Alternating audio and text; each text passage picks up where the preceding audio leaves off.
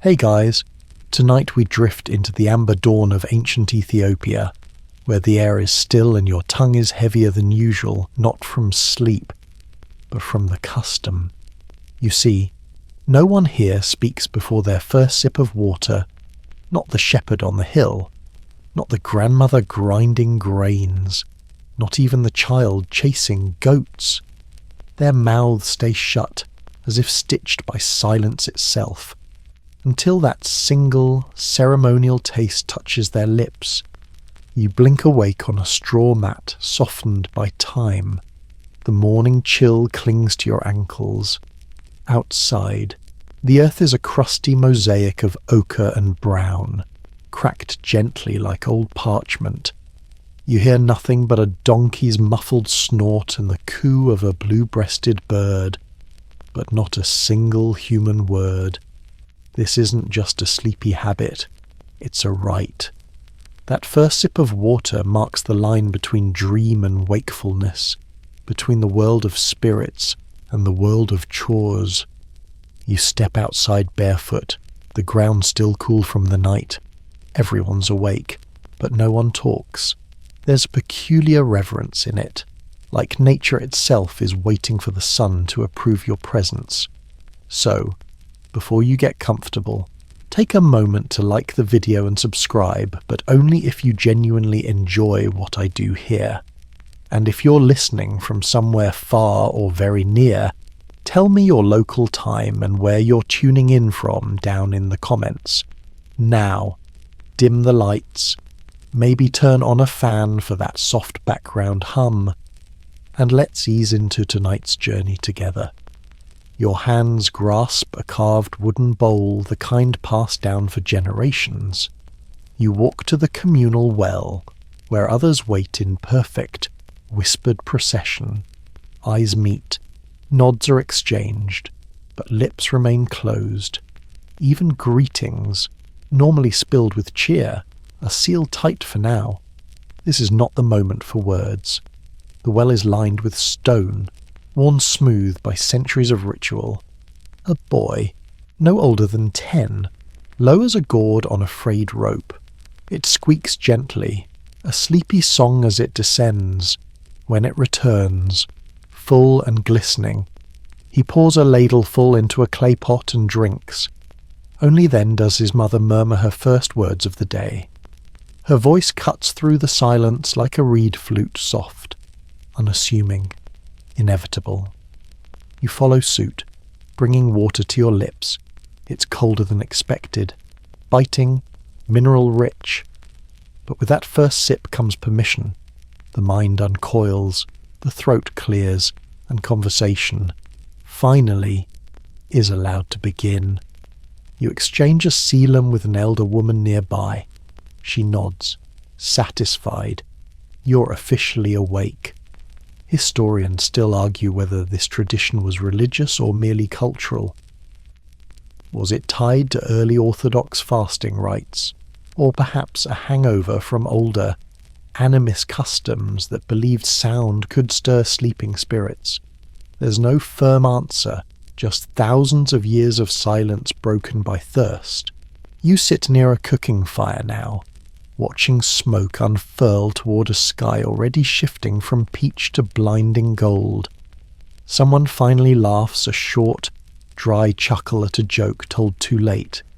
The tension breaks, the village exhales. Now the day can begin. Oddly enough, there's a fringe theory that this silence wasn't just sacred, it was strategic.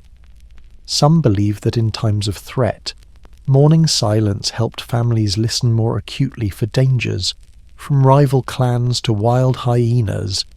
That first sip of water, then, was not just spiritual, it was tactical. Hydrate, then speak.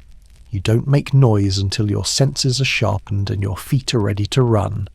Meanwhile, the roosters are late. Again. Probably outwitted by the sun as usual. But no one minds.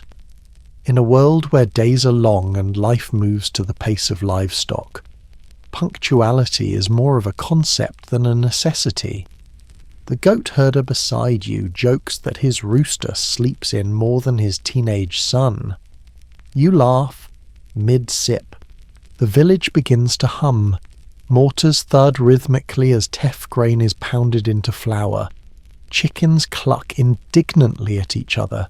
Children break into arguments over whose turn it is to gather firewood.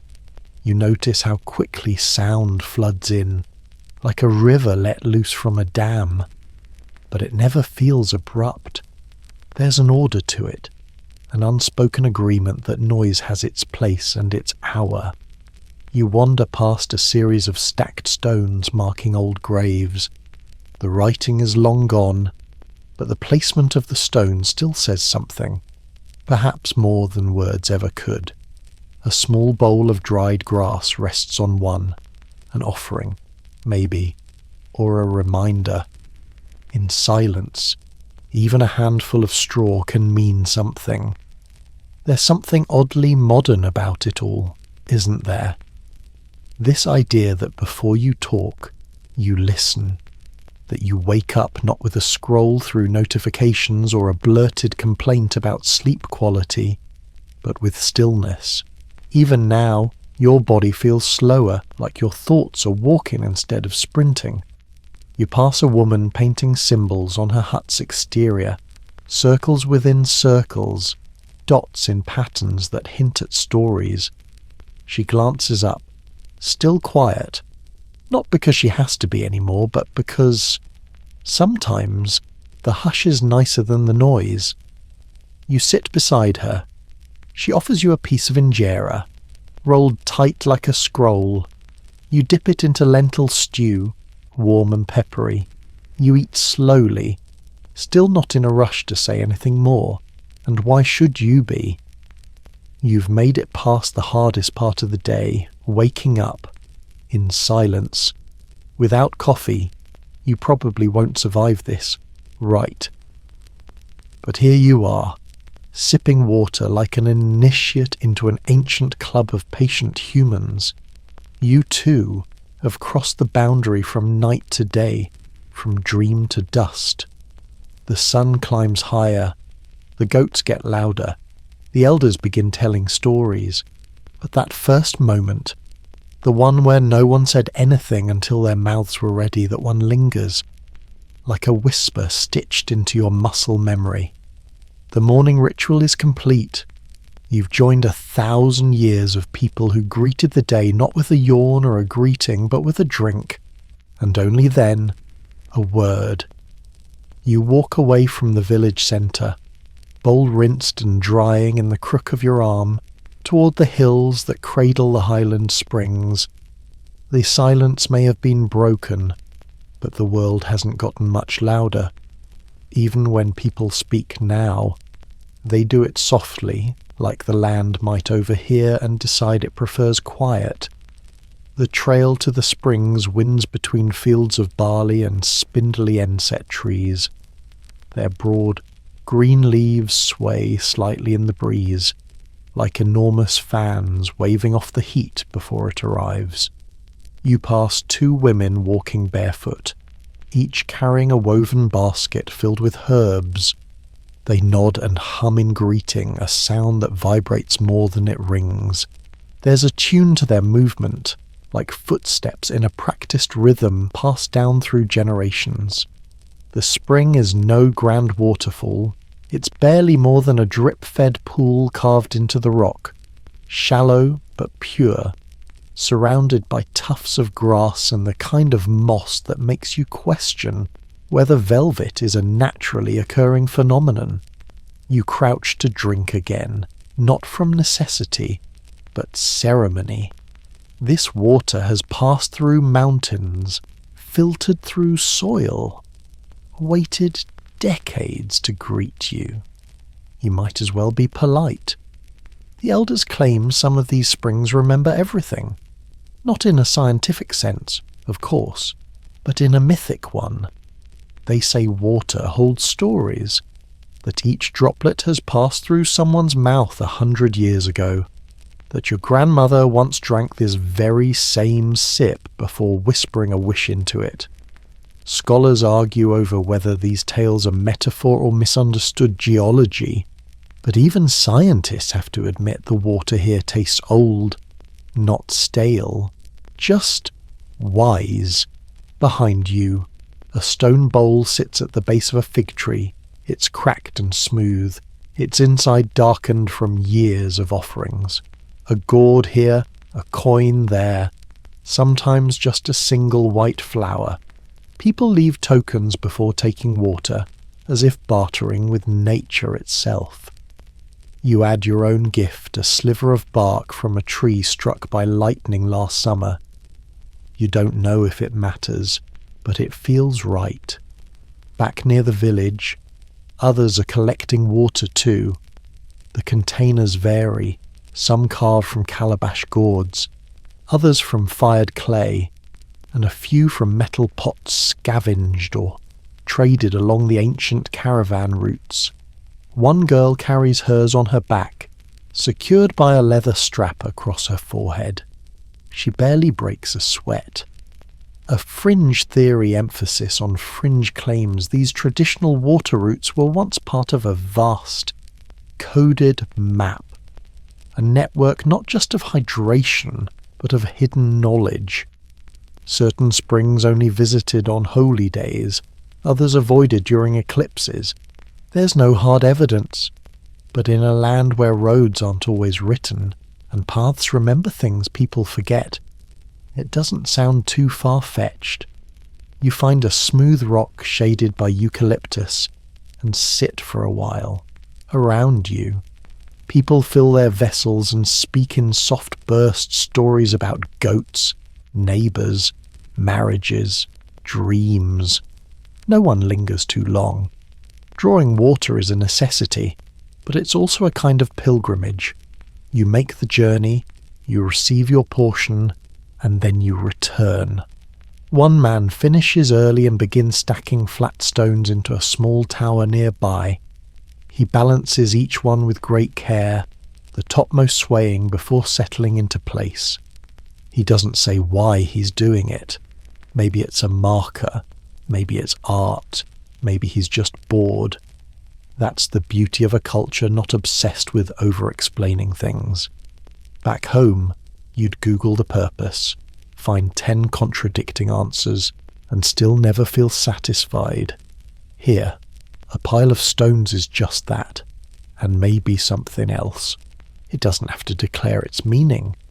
Further down the slope, someone is singing not loud, not for performance, but like a private lullaby they forgot to keep inside. The words drift on the breeze, half swallowed by the landscape. The melody sticks with you, even though you only caught 3 notes. Back in the village, a young boy shows off a new trick. He can balance a pot of water on his head while walking in a straight line. The crowd claps. Someone mutters that his mother must have bribed the spring spirits. Everyone laughs. It's the first real burst of volume today, the kind that makes birds scatter and a goat trip over its own smug confidence. And while the spring may have felt sacred, that doesn't mean it's serious all the time. You hear one elder claim that anyone who sneezes before drinking water in the morning will grow a second nose. The kids gasp. Another elder scoffs. It's the 3rd nose you have to worry about. You realise this is how legends grow legs. Historians still argue whether these springs were selected for their purity or their convenience. Some say local geology dictated the location. Others claim ancient priests divined the sources based on dreams or planetary alignment. The debate gets even more confusing when you learn some springs are gendered. This one is for women, that one is for warriors, another only on Thursdays during full moons. You know, totally simple. You rise from your spot and begin the walk back. The sun has begun its rise in earnest now, heating the stones and curling the scent of wild thyme into the air. The quiet of early morning has given way to the gentle chaos of daily life. Someone is shouting well, politely yelling about a lost chicken. A toddler is giggling after biting into a pepper far too spicy for mortal consumption. You spot an elder spinning thread on a drop spindle, one foot bouncing in rhythm with a song only she remembers, and you realise the first sip of water wasn't the beginning of hydration. It was the unlocking of a whole language of movement, laughter, memory, and mischief. Your bowl is empty again, but you don't mind. You feel full in other ways. The spring lingers on your tongue, metallic and ancient, a flavour you couldn't bottle if you tried, and tomorrow you'll do it all again. Wake, walk, drink, speak. The order matters, always has. You return to the village just as the shadows are stretching themselves thin across the packed earth, like sleepy cats reluctant to leave their morning nap. Everything is waking up in stages, slow, deliberate, like the day itself is testing its limbs. The houses here don't rise to impress. They huddle together in quiet companionship, made of stacked basalt stones and stitched with branches, sealed with a blend of clay and cow dung that keeps out the wind and welcomes the heat. Their roofs are thatched with grass or corrugated metal, depending on the century they were last updated. No one rushes to modernize what already works. Besides, the spirits hate loud renovations. You run your hand along the wall of one home. It's warm already, heated by the sun's first touch. The stone surface feels old, but not tired, like it's seen centuries of footsteps, stories, and goats that refuse to stay outside.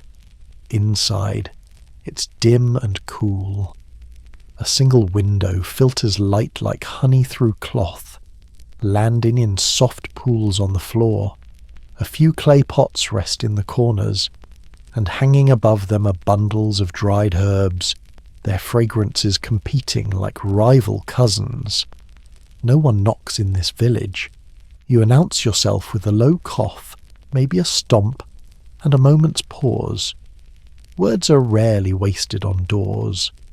You're welcomed into a home where the scent of roasted barley fills the room, smoky and a little sweet, clinging to the air like it has nowhere else to go. The floors are made of packed earth, so smooth from generations of bare feet that it could pass for polished stone. Children sleep curled on woven mats.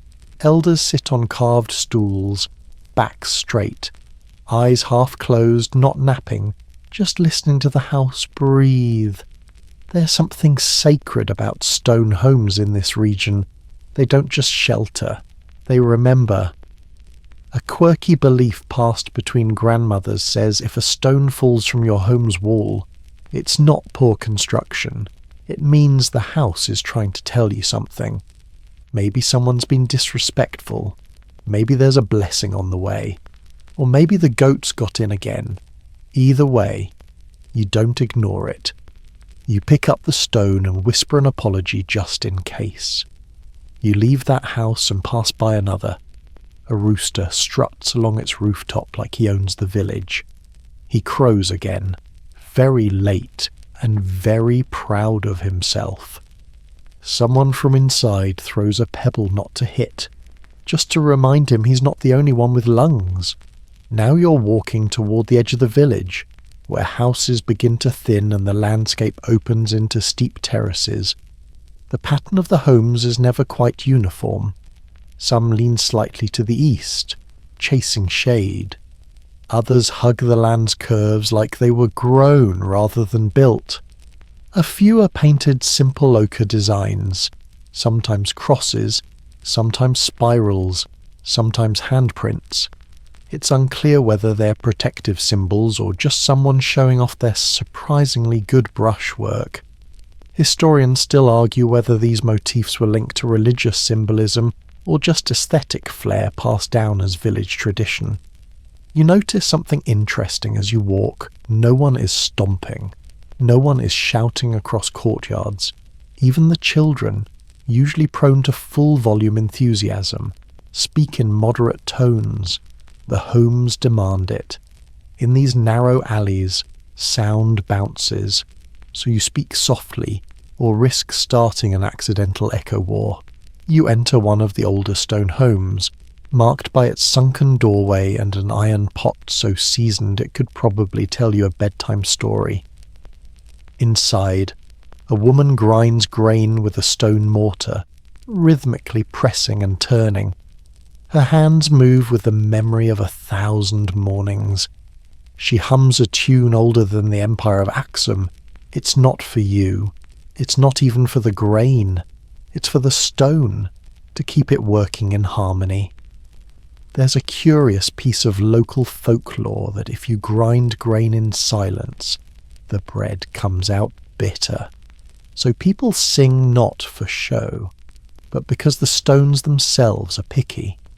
You glance up at the beams supporting the roof.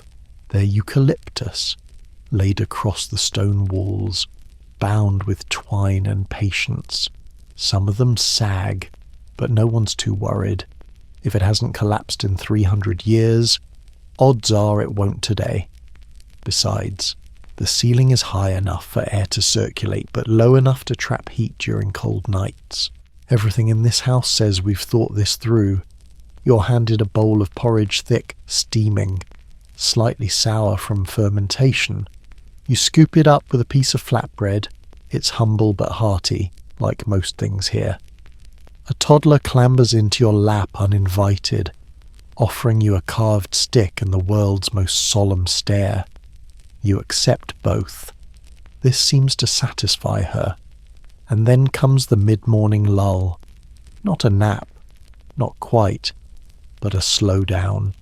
The kind of pause that doesn't need explaining. You settle on a stone step outside, back resting against the wall, watching the village carry itself through the day.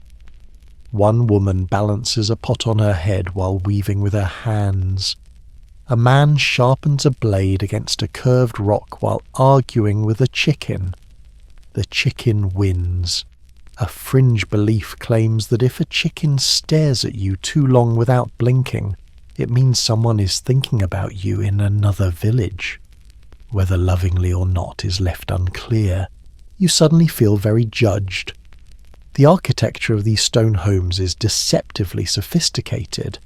Some have rainwater collection grooves carved into their rooftops. Others are slightly sunken to conserve heat. A few have secret compartments beneath the floorboards, used to store precious salt. Or in one case, a clay doll no one has touched in decades but everyone refuses to throw out.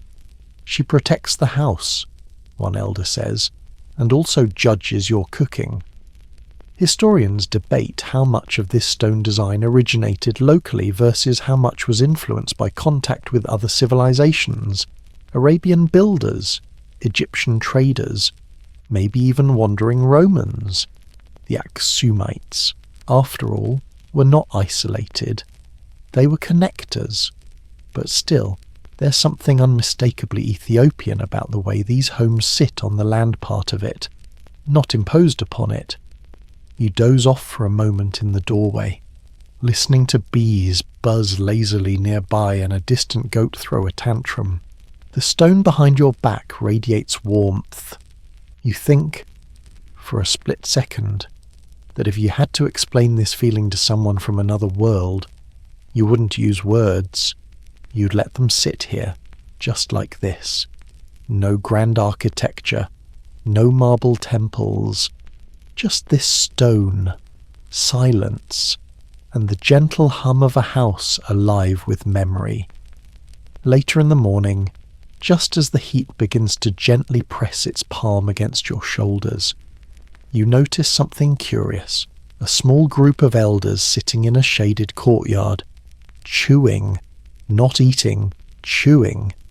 Their mouths work slowly, methodically, as if the flavour must be coaxed out like a story.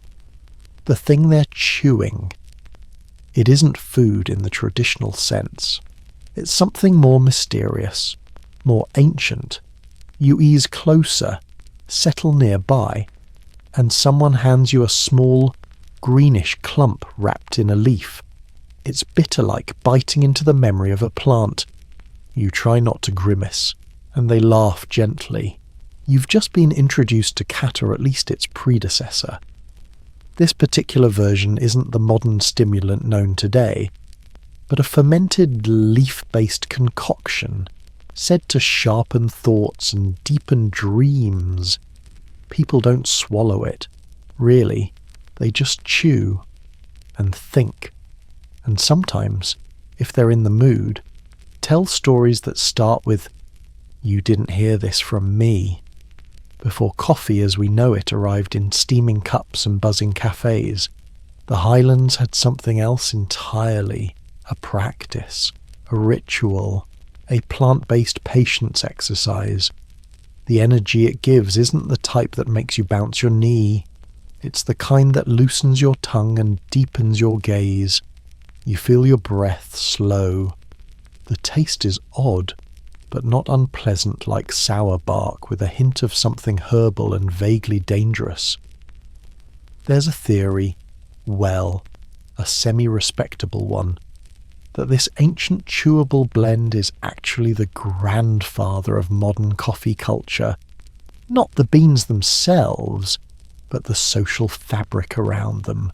People gathering, sitting, telling stories, starting slow, not rushing to caffeinate but to contemplate. Before boiling pots and tiny cups, there were leaves, passed around like secrets. Historians still argue whether coffee originated in Ethiopia or Yemen. Both nations lay claim. Both have good stories. But if you ask the elders here, they'll point to the goats. Yes, goats. The tale goes that an Ethiopian goat herder noticed his flock becoming unusually energetic after nibbling red berries from a certain shrub. Curious, he tried them himself and stayed up all night thinking about how weird goats are. The rest, as they say, is extremely jittery history. But even before beans were roasted or ground, the people here understood stimulation differently, not as something to chase productivity, but as a gateway to thoughtfulness. This chewable blend, it wasn't consumed before a day of hard labour. It was reserved for discussion, reflection, debate, gossip. Too, let's be honest, but the thoughtful kind, the kind you whisper, chew, and nod at for hours. You shift in the dirt as one elder begins a story about a priest who once chewed too much and saw the Virgin Mary on a mule, telling him to build a church shaped like a loaf of bread. Did he build it?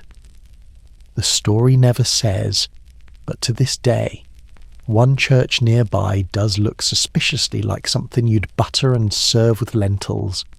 The flavours linger, and you start to notice how chewing slows the world down. Your jaw moves, your thoughts deepen, your limbs relax. No wonder this was the social lubricant of the time. It doesn't ask anything from you, just your presence. A chicken walks past, suspicious as always. A baby cries in the background briefly, then is soothed by something invisible. Maybe the heat, maybe a lullaby, maybe the sound of leaves being ground underfoot. The world doesn't shout here. It murmurs, constantly, like a friend who talks in their sleep. Someone offers you a different version of the chew, this one slightly sweetened with crushed fig and wildflower nectar. You're sceptical, but it's delicious, sticky, sharp, oddly refreshing. Apparently, this blend was favoured by travelling scribes monks who copied texts by firelight and claimed the flavour helped them remember complicated psalms. There's no real proof of that, of course, but it's a good story, and stories are often more durable than facts. You watch as a group of children gather round a pot. They're not drinking yet, but they're helping stir something slowly, reverently. You recognise the smell before the steam even rises. Coffee, the real kind, or at least a very early cousin of it. Roasted beans ground by hand, boiled 3 times, sweetened only if you've done something to deserve it, and still, no one drinks it quickly. It's not a beverage, it's a ceremony. One girl adds a pinch of salt to the mix. A boy tries to sneak in cinnamon bark, is scolded gently. You're told this pot is for the elders' serious talk ahead. The children will get the second brew, and if there's a third brew, it's shared with the ancestors, not metaphorically. The cup is left out, cooling slowly, offered to the unseen, and you realise now everything here has layers. Nothing is just what it seems. Chewed leaves aren't just chewed leaves. Coffee isn't just coffee. Even the silence you woke up with this morning wasn't just silence. It was part of the scaffolding of the day. A structure you didn't see at first. But now, it's clear. You take one final chew, savouring the tart, fermented sting, and stand. Your legs feel light. Not like you're floating, but like your body remembered what slowness feels like. That you don't have to sprint toward every moment. There's a saying here. Translated roughly it goes, if your teeth are busy, your words choose their path, which basically means chew before you talk, think before you blurt. Not a bad philosophy, especially in a world where everyone's always shouting over each other. You walk back through the courtyard. Someone has started humming, a low, wavering note, not quite a melody, but enough to hang a mood on. You hum too, just a little. The others don't mind. You've joined something ancient now, a ritual that predates breakfast and survives beyond it, a communion without a pulpit, held in shade, shared with leaves and laughter, and you haven't even had a proper meal yet. The smell hits you before you turn the corner, a warm, toasty scent with notes of dry grass, smouldering wood, and something faintly metallic, almost like sun-warmed stone after a rain. You follow it, not because you're hungry exactly, but because your curiosity has developed a very keen nose, and then you see them rising like teeth from the earth. The obelisks, massive, elegant, slightly leaning in ways that make your stomach tighten just a little. They stand in a field ringed by wildflowers and low walls, tall fingers of carved granite pointing toward a sky that looks bored by their persistence. You walk among them. No one stops you. These stelae are not roped off or fenced in. There are no warning signs or gift shops, just raw history standing awkwardly under the sun, weathered by time, lightning, and the occasional bird with questionable aim. Some are small, barely taller than a goat. Others stretch over 20 meters into the air, adorned with faint carvings, false windows, faux doors, etched ladders to nowhere. They don't mark graves, or at least, not in the way you'd expect. Some say they were monuments to kings. Others whisper they were invitations to gods. Historians still argue whether these obelisks had funerary purposes or served as glorified real estate advertisements for the powerful. And of course, the obligatory fringe theory appears. Aliens, naturally. According to one especially confident guide you met yesterday, these stelae were clearly communication devices laid out to send messages into space, to which one elder responded, "If they're so smart, why didn't they teach us plumbing?" You lean against the base of one obelisk, gently, respectfully. The stone is cool, almost impossibly smooth in places, despite centuries of sun and rain. You wonder what kind of tools they used.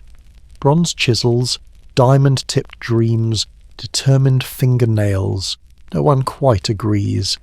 The largest obelisk, now toppled, lies like a sleeping giant, cracked, splintered, still arrogant, as if it decided falling was a better form of protest than standing forever. You trace your fingers along its carved panels, each section mimicking stories from homes' balconies, doorways, false shutters. It's a monument pretending to be a house, or maybe it's a house pretending to be a monument. Either way, it's pretending something. Nearby, someone sets down a small bundle of herbs at the base of another stela.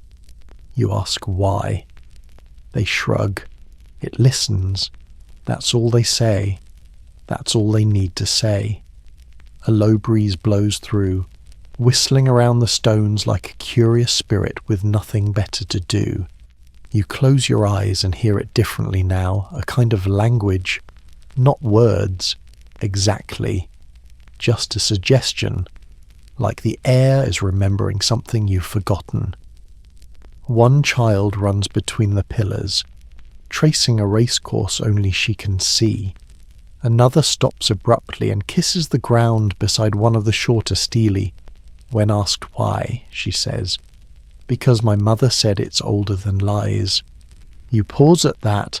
That's unsettlingly poetic for a 7-year-old.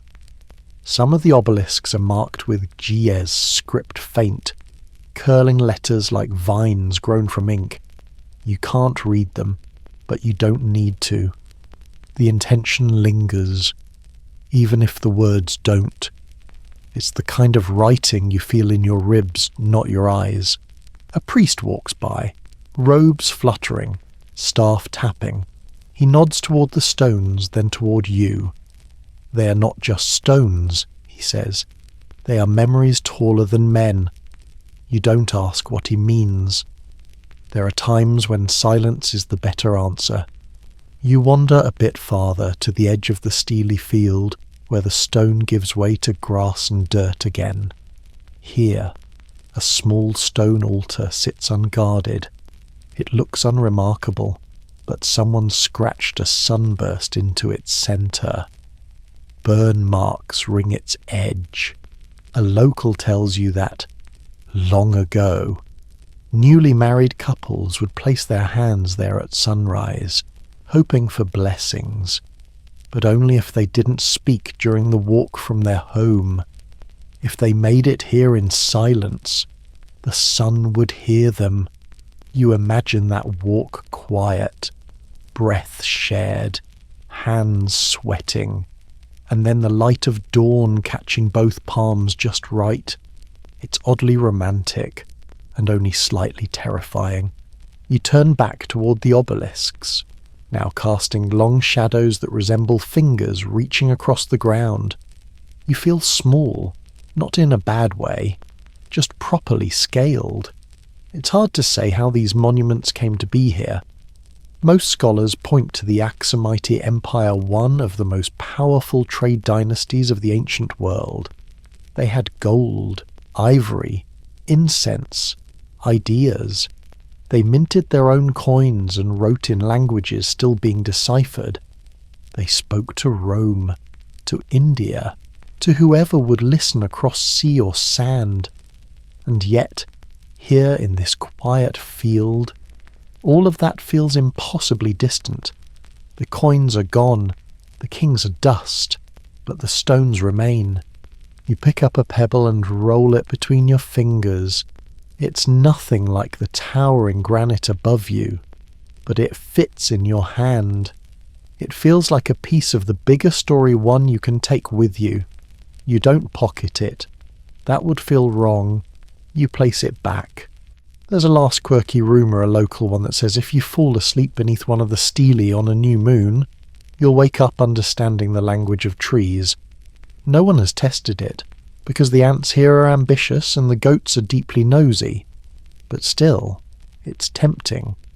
You leave the field slowly, tracing your steps like you're backing away from an audience. The stelae don't move, but somehow you still feel watched in a calm, content way, as if the stones approve of your pace. And as the wind picks up again, brushing dry grass against your legs, You feel the weight of time shift just a little on your shoulders, not heavier, just more real. Your path drifts away from the towering obelisks and back toward the market road, a dusty artery of ancient trade where stones underfoot are smoother than they have any right to be. You walk it slowly, as if trying not to wake it, and it does feel like it's sleeping, quiet now, but beneath the surface, it remembers footsteps of every shape and motive. This was once part of a caravan route that stitched Ethiopia to the Red Sea. Then beyond, salt moved through here. Gold, ivory, goatskin stretched tight and treated with a recipe so secret. Some say the instructions were sung rather than written, so they couldn't be stolen. You reach a wide, sun-cracked space where sellers once arranged goods on mats, under woven awnings, next to animals too unimpressed to care. The wind kicks up a thin spiral of dust. It dances in place for a moment, then vanishes as if embarrassed. Today, the market is quiet, but your mind fills in the sound. You imagine the bleats of anxious sheep, the slap of sandals, the polite haggling over salt bars. Yes, literal bars of salt, called a moli. They weren't just for seasoning, they were currency, a medium of exchange. 1 a mole for a bundle of grain, 2 for a bolt of dyed fabric, 3 if your timing was poor and the seller particularly cranky. And then there's the gold, not minted into coins, not yet, just flakes, nuggets, dust stored in pouches made from goat bladders or rolled into beads, traded between merchants with calloused hands and suspicious eyes. A fringe theory suggests some of this gold came not from local mines but from rivers blessed or cursed by ancient spirits. You'd roll your eyes, but one river still glows oddly at dusk, and no one's quite explained why. You step into a shaded stall, vacant now but fragrant with memory. The scent of frankincense still clings to the beams, mingled with something sharper tanned leather and sun-dried dung. You spot a single, forgotten Sifeta curved scale used to weigh precious things. It swings slightly in the breeze, as if remembering old arguments over half grams. Historians still argue whether the Aksumite economy was based more on maritime trade or inland bartering. One camp insists the Red Sea ports were the empire's lifeline. The other points to evidence of robust overland exchanges: cattle, honey, obsidian, and yes, the ever-popular goatskin canteen. They both might be right. Axum was too rich and too clever to put all its wealth on a single road. You pass a weathered mural on the side of an old storage house. It's faded, but you can make out a procession, men and women carrying jars, with animals trailing behind. One figure holds a strange object overhead. It looks like a staff, but it's topped with a sunburst. Some say this represented wealth blessed by the sky. Others say it was just a very enthusiastic umbrella. A child appears with a string of dried chilies and offers you one. You accept, bite gently, and instantly regret everything. It's small, red, and fueled entirely by spite. Your tongue tingles. The child beams. Good trade, they say. You wander through what remains of the blacksmith corner, a series of sunken pits, soot-stained stones, and a few forgotten bellows. The tools here were basic but brilliant. Iron blades were hammered into crescents, then cooled in goat's milk for strength. It's unclear whether the milk did anything useful, but the smell certainly cleared the workshop of loiterers. You pass by a stall where musical instruments were once crafted: single-stringed fiddles, bone flutes, drums made from stretched cowhide and ambition. In one corner, A rusted tuning peg still hums if you tap it just right. You do. It responds with the faintest vibration, like a whispered note too shy to finish itself. There's another fringe story. Locals say there was once a trader who sold sound. Not music, just sound. He bottled the morning breeze in flasks, captured bird calls in hollow gourds, and claimed a rare fog from the highlands could be preserved inside a goat horn. He vanished one day, leaving only a pile of perfectly silent flasks behind. To this day, one sits sealed in the village shrine. No one has dared open it. You sit on a stone bench near the edge of the market square, watching a few goats negotiate territory with a passing dog. The goats win, obviously. You run your fingers across the grooves in the stone marks left by old balances, flint tools, possibly the bored hands of waiting merchants. Everything here was worn into permanence. The sun is higher now, casting harsh lines through the narrow awnings and palm frond roofs. But still, the market holds its quiet. It's like it's waiting for the next caravan, the next trader with clever eyes and a bag full of unusual promises. A woman walks by carrying a woven basket. Inside salt cakes, rough, grey, slightly chipped. She's not selling them. She's delivering them to a ceremony up the hill. You follow, curious, until she reaches a small group gathered beneath a sycamore tree. There, salt is broken and shared, not as payment, but as blessing. Everyone eats a flake. Everyone says nothing. Turns out salt isn't always a currency. Sometimes it's a prayer. You turn back to the market, where a man now plays a simple reed pipe. Just a few notes, soft and reedy, drifting lazily across the space like smoke. No crowd gathers. No applause follows. Just the music and the memory of trade routes long since overgrown. And as you walk away, your pockets empty. Your mind feels oddly full, like you've bartered nothing and received everything. You climb slowly now, up a slope that cuts behind the village and curves around the shoulder of the low hill, where brush thickens and silence grows soft again. The wind here carries dust and stories, and up ahead, standing just above the treetops, is a name wrapped in mystery, Makeda. You've heard the stories already, whispered over chewing herbs and morning porridge. How she was more than a queen, she was the Queen of Sheba, the woman who tested King Solomon with riddles, crossed deserts with gifts, and returned to her homeland with wisdom, gold, and maybe, just maybe, a child. The older villagers speak her name with respect and a touch of side-eye skepticism, not because they doubt her importance, but because they've heard too many versions. Was she Ethiopian, Yemeni? Both neither historians still argue whether Makeda was a historical figure or a myth built over centuries of clever retellings. And honestly, no one here seems all that bothered by the ambiguity. They treat her like the wind, invisible, undeniable, and everywhere at once. You arrive at a flat patch of stone marked with circular indentations.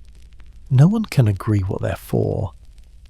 Grinding grain, ritual dances, landing pads for Solomon's flying carpet. One elder claims this is where Makeda's royal camp once stood. She supposedly had a tent made entirely of lion pelts and silk thread. The lions volunteered. Naturally. You can almost imagine it now. Bright canopies fluttering in the breeze, camels kneeling in the shade, courtiers arguing over fig rations, and at the centre, a throne carved from ebony, inlaid with ivory, and surrounded by mirrors because Makeda needed no reminder of her power, but liked to make sure her braids were sharp. Fringed tail shared only when the moon is high and the children are asleep, says she once held an audience with a mountain spirit. She asked it to reveal the future. The spirit replied in riddles, and Makeda solved everyone, except the last. What walks on silence and bleeds without pain. She thought for 3 days before realizing it was memory. You sit beneath a squat fig tree growing out of the rock. Its roots twist like question marks, anchoring into stories that have no beginning. Around you, the earth is quiet. Even the birds seem to hush when Makeda's name is mentioned. And yet there's no shrine, no grand statue, no golden plaque claiming Makeda slept here. Just rumours that she passed through, that this land once knew her, that she left behind more than dust. In fact, some say her very step shaped the hills, that her shadow lingered long enough to teach people how to rule. You wander farther and find a pool small, shallow, barely more than a puddle, really but perfectly circular, ringed by stones, filled with clear water. Locals call it the Queen's Mirror. They say Makeda used it to watch the stars, not because she believed in omens, but because she liked to remind the sky that it had competition. You crouch to look. The surface reflects your face, sun-dappled and thoughtful. Then it ripples, just slightly as a drop of dew falls from a leaf above. For a second, your face vanishes, then reappears, older somehow. Or maybe it's just the light, down the hill. A storyteller begins his routine. No stage, no drum roll, just a circle of listeners, a bit of shade, and a voice that's been doing this longer than your whole country's been around. He begins Makeda once travelled for 40 nights without rest. She was searching for a word that had never been spoken. The children lean in. The adults smile because they know the punchline. He continues. When she found it, she whispered it into a jar, sealed it with wax, and buried it beneath a fig tree. Everyone glances around. There are fig trees everywhere. Suspiciously convenient. But that's the point. The treasure isn't the word, it's the wondering. Another version of her story suggests she never returned from her journey to Jerusalem, that Solomon enchanted her, or tricked her, or married her, or all three. Some believe she gave birth to a son, Menelik, who would become emperor and bring back the Ark of the Covenant. But more on that later. The story never quite agrees on what kind of queen Makeda really was. A diplomat, a warrior, a mystic. You get the sense she was all of them, depending on who needed what. In a world shaped by drought, trade, and cunning, flexibility was power. You rise and follow a path that leads past abandoned terraces. The earth is dry here, but terraced like the folds of a forgotten robe. It said these were once her gardens, not for food, for scent. Rows of myrrh, frankincense, and lemon-scented herbs planted in complex patterns so the wind would carry different perfumes depending on the hour.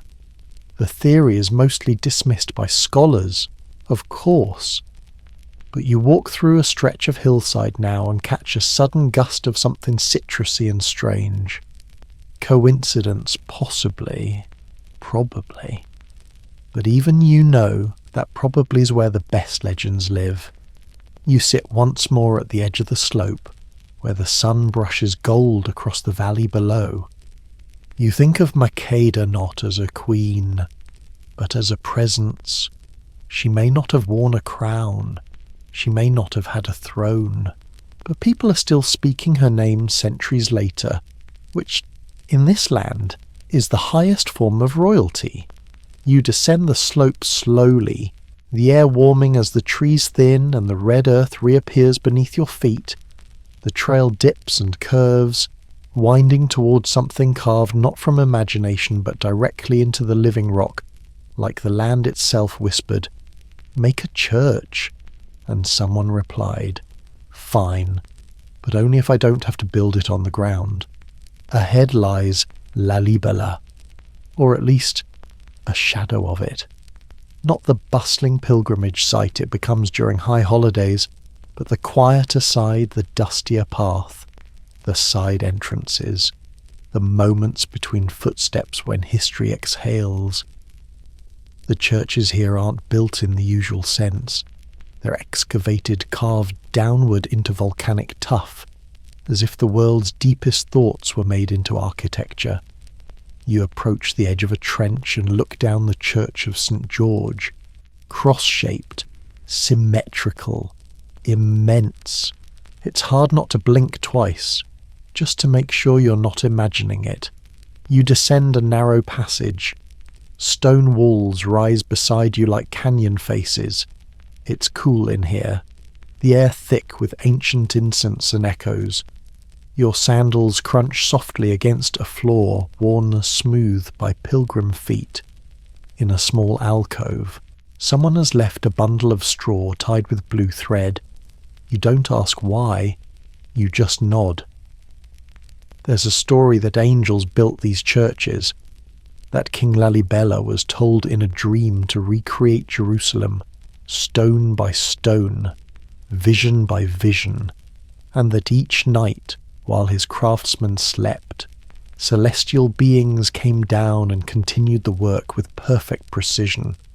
A lovely tale, and one that conveniently explains how humans managed to carve 11 monolithic churches entirely by hand with no modern tools, no cement, and no chill. Historians still debate how long it took. Some argue decades, others say it was the work of generations. A few believe it was an early form of architectural theatre, blending politics, spirituality, and the desire to one-up neighbouring kingdoms. Either way, it worked. Lalibela still stuns even when you're standing inside it. You enter one of the churches through a shadowed tunnel, barely shoulder wide. The air is cool, reverent, and smells of damp stone and candle smoke. Inside, the walls rise with sculpted arches, niches, and windows that seem too perfect to be chiselled by hand. A robed priest sits near a faded mural, murmuring prayers in Guise the same liturgical language spoken 1,000 years ago, without a single vowel written down. A boy rings a handbell. Its echo bounces between the walls, then settles into the silence like a final thought. You sit on a low step, letting the stillness wash over you. There's no grand ceremony happening, just breath, light, and time. One fringe theory claims these churches were meant to be heard more than seen, that their acoustics were designed to carry chants in a way that stirred the soul before the mind could catch up. You hum, softly. The note bounces, bends, comes back different. You try again, and it dances. Okay, you're convinced. Outside, the stone corridors crisscross like veins. You wander through them, turning corners where goats linger and children play. One boy offers you a small pebble from a crevice. "This keeps snakes away," he says. You thank him. You're not sure if it's true, but no snakes appear. So statistically, it works. You climb a short staircase cut into the rock. Its steps shallow and irregular, built more for prayer than speed. At the top, a small open chapel is filled with light. 2 women kneel inside, heads covered in white shawls. They don't look up. They don't need to. Their stillness is the prayer. You keep moving, guided more by instinct than map. Another tunnel, another church. This one older, darker, with stone columns that feel too thin to support anything, but somehow do. A row of shoes sits outside. You add yours to the pile, step inside, and feel the cool floor against your soles. It's grounding in every sense of the word. One wall is painted with saints and crosses, their eyes faded but still watching. Another bears faint graffiti, a scrawled name from someone centuries ago, daring to be remembered. You wonder if he got in trouble. You hope not. You kind of admire him. You find yourself at a sunken courtyard now, standing above, looking down at the final church of the complex. The rock surrounding it has been shaved smooth, like a cake carved out with infinite patience. You sit at the edge, dangling your legs, feeling small in the best possible way. There's another story, possibly apocryphal, definitely delightful, that a monk once fell asleep during his prayers here and dreamed of a tunnel beneath the complex, leading to a hidden library filled with books that write themselves. When he woke, he dug for 3 days straight, found nothing, and decided the books were probably just metaphorical. Probably. But still, sometimes at night, people hear tapping beneath the ground. Some say it's roots, others say it's memories rearranging themselves. As you prepare to leave, you spot an old woman placing a tiny wooden cross into a crevice near the church wall. She closes her eyes and whispers something too soft to catch. Then she walks away, leaving it behind like an offering or a bookmark. You reach the exit path, turning back for one last look. The churches are quiet again, impossibly quiet, like they were never carved, only uncovered, as if they were always there, waiting for someone to find them. You take one more breath, heavy with stone and stillness, and begin to climb out of the carved city up toward the sunlight, toward the world of roofs and noise and soft breezes that remember things differently. But part of you stays below, between the arches, inside the echo, beneath the song. You walk into a home just before the afternoon light begins to stretch, and a wave of quiet energy ripples through the room, not from movement, but from anticipation. Something is being written, or rather, something is about to be written. A monk sits cross-legged before a long wooden board covered in worn vellum. His hands hover over it like he's coaxing truth from the air. You've entered the world of Giez, the ancient Ethiopian script. And if your eyes are looking for vowels, they'll be disappointed. Here, vowels aren't written on their own, they're implied, shaped by subtle shifts in the consonants themselves. This is not a language for those in a hurry. You sit in the corner and watch.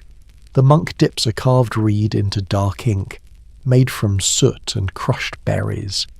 His first letter curls like a question mark, then grows into something almost musical.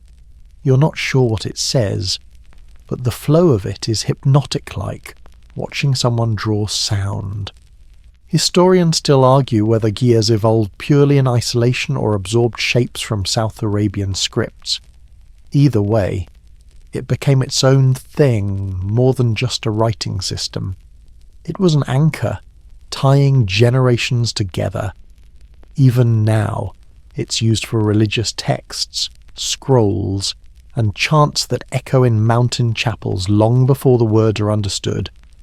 The script is built on syllables, each consonant morphing slightly to imply different vowel sounds. That means a single root letter could transform into 7 versions, like a mood ring for pronunciation. Learning to read Giez isn't just about memorizing, it's about listening with your eyes. You glance at a stack of old parchment beside the monk, each one thicker than expected, each page hand-stitched with thread dyed from bark. Some pages crackle as they shift, like brittle leaves.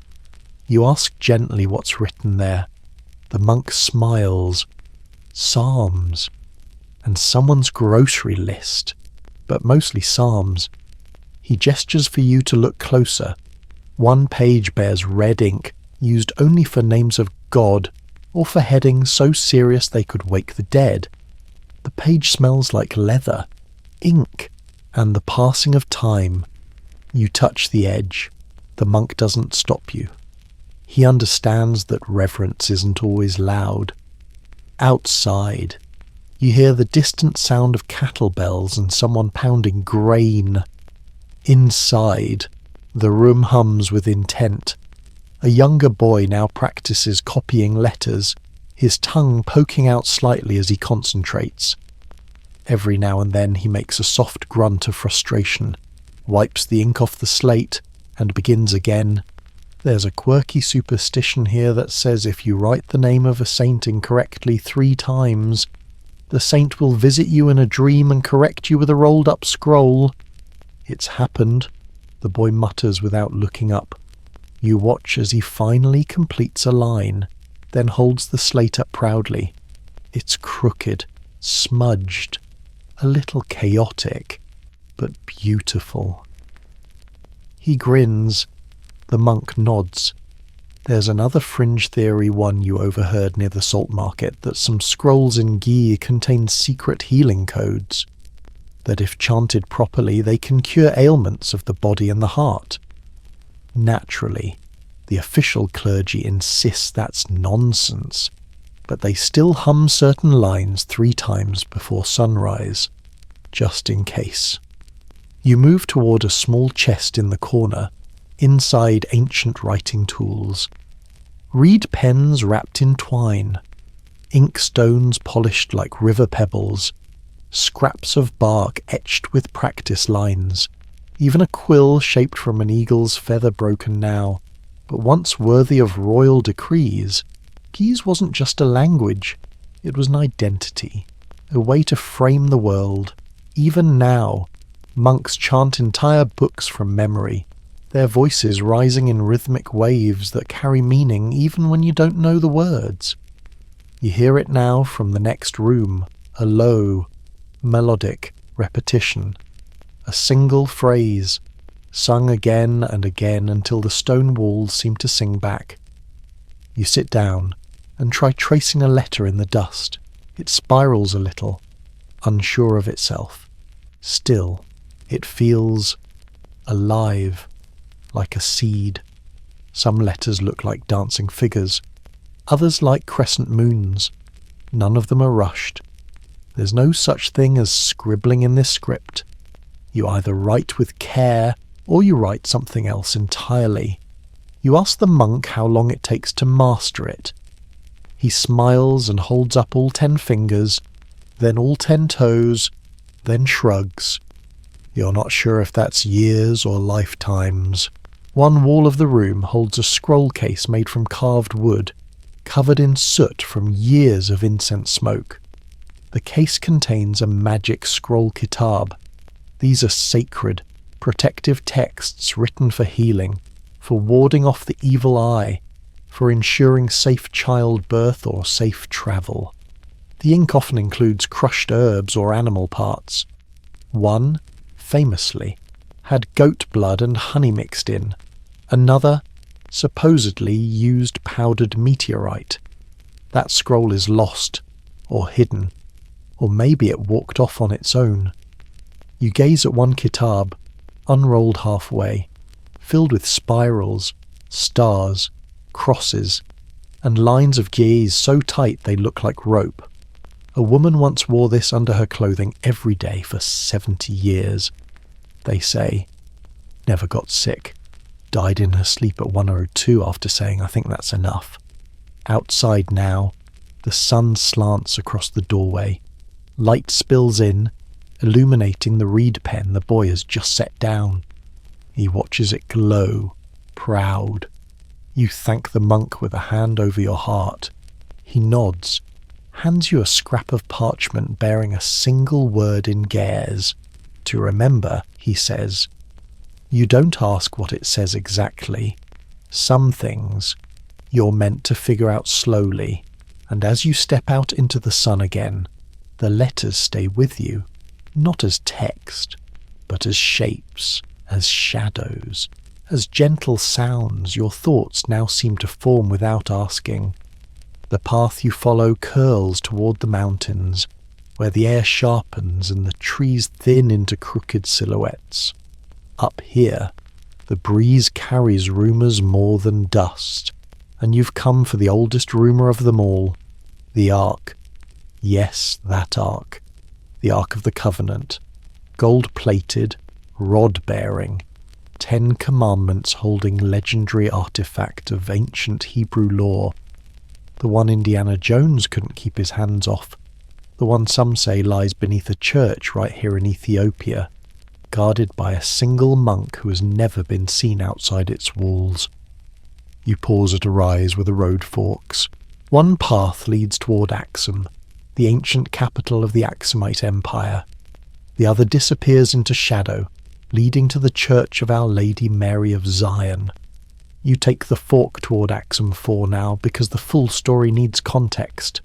This was once one of the world's great cities, a place where coins were minted with African rulers' faces long before many European powers had even learned to bathe regularly. Axum had its own writing, religion, trade networks, and most importantly its own version of how the Ark came to Ethiopia. Here's the story. Makeda, the Queen of Sheba, visited King Solomon. Remember, according to Ethiopian legend, she left Jerusalem pregnant. Her son, Menelik grew up curious about his lineage, and one day travelled back to meet his father.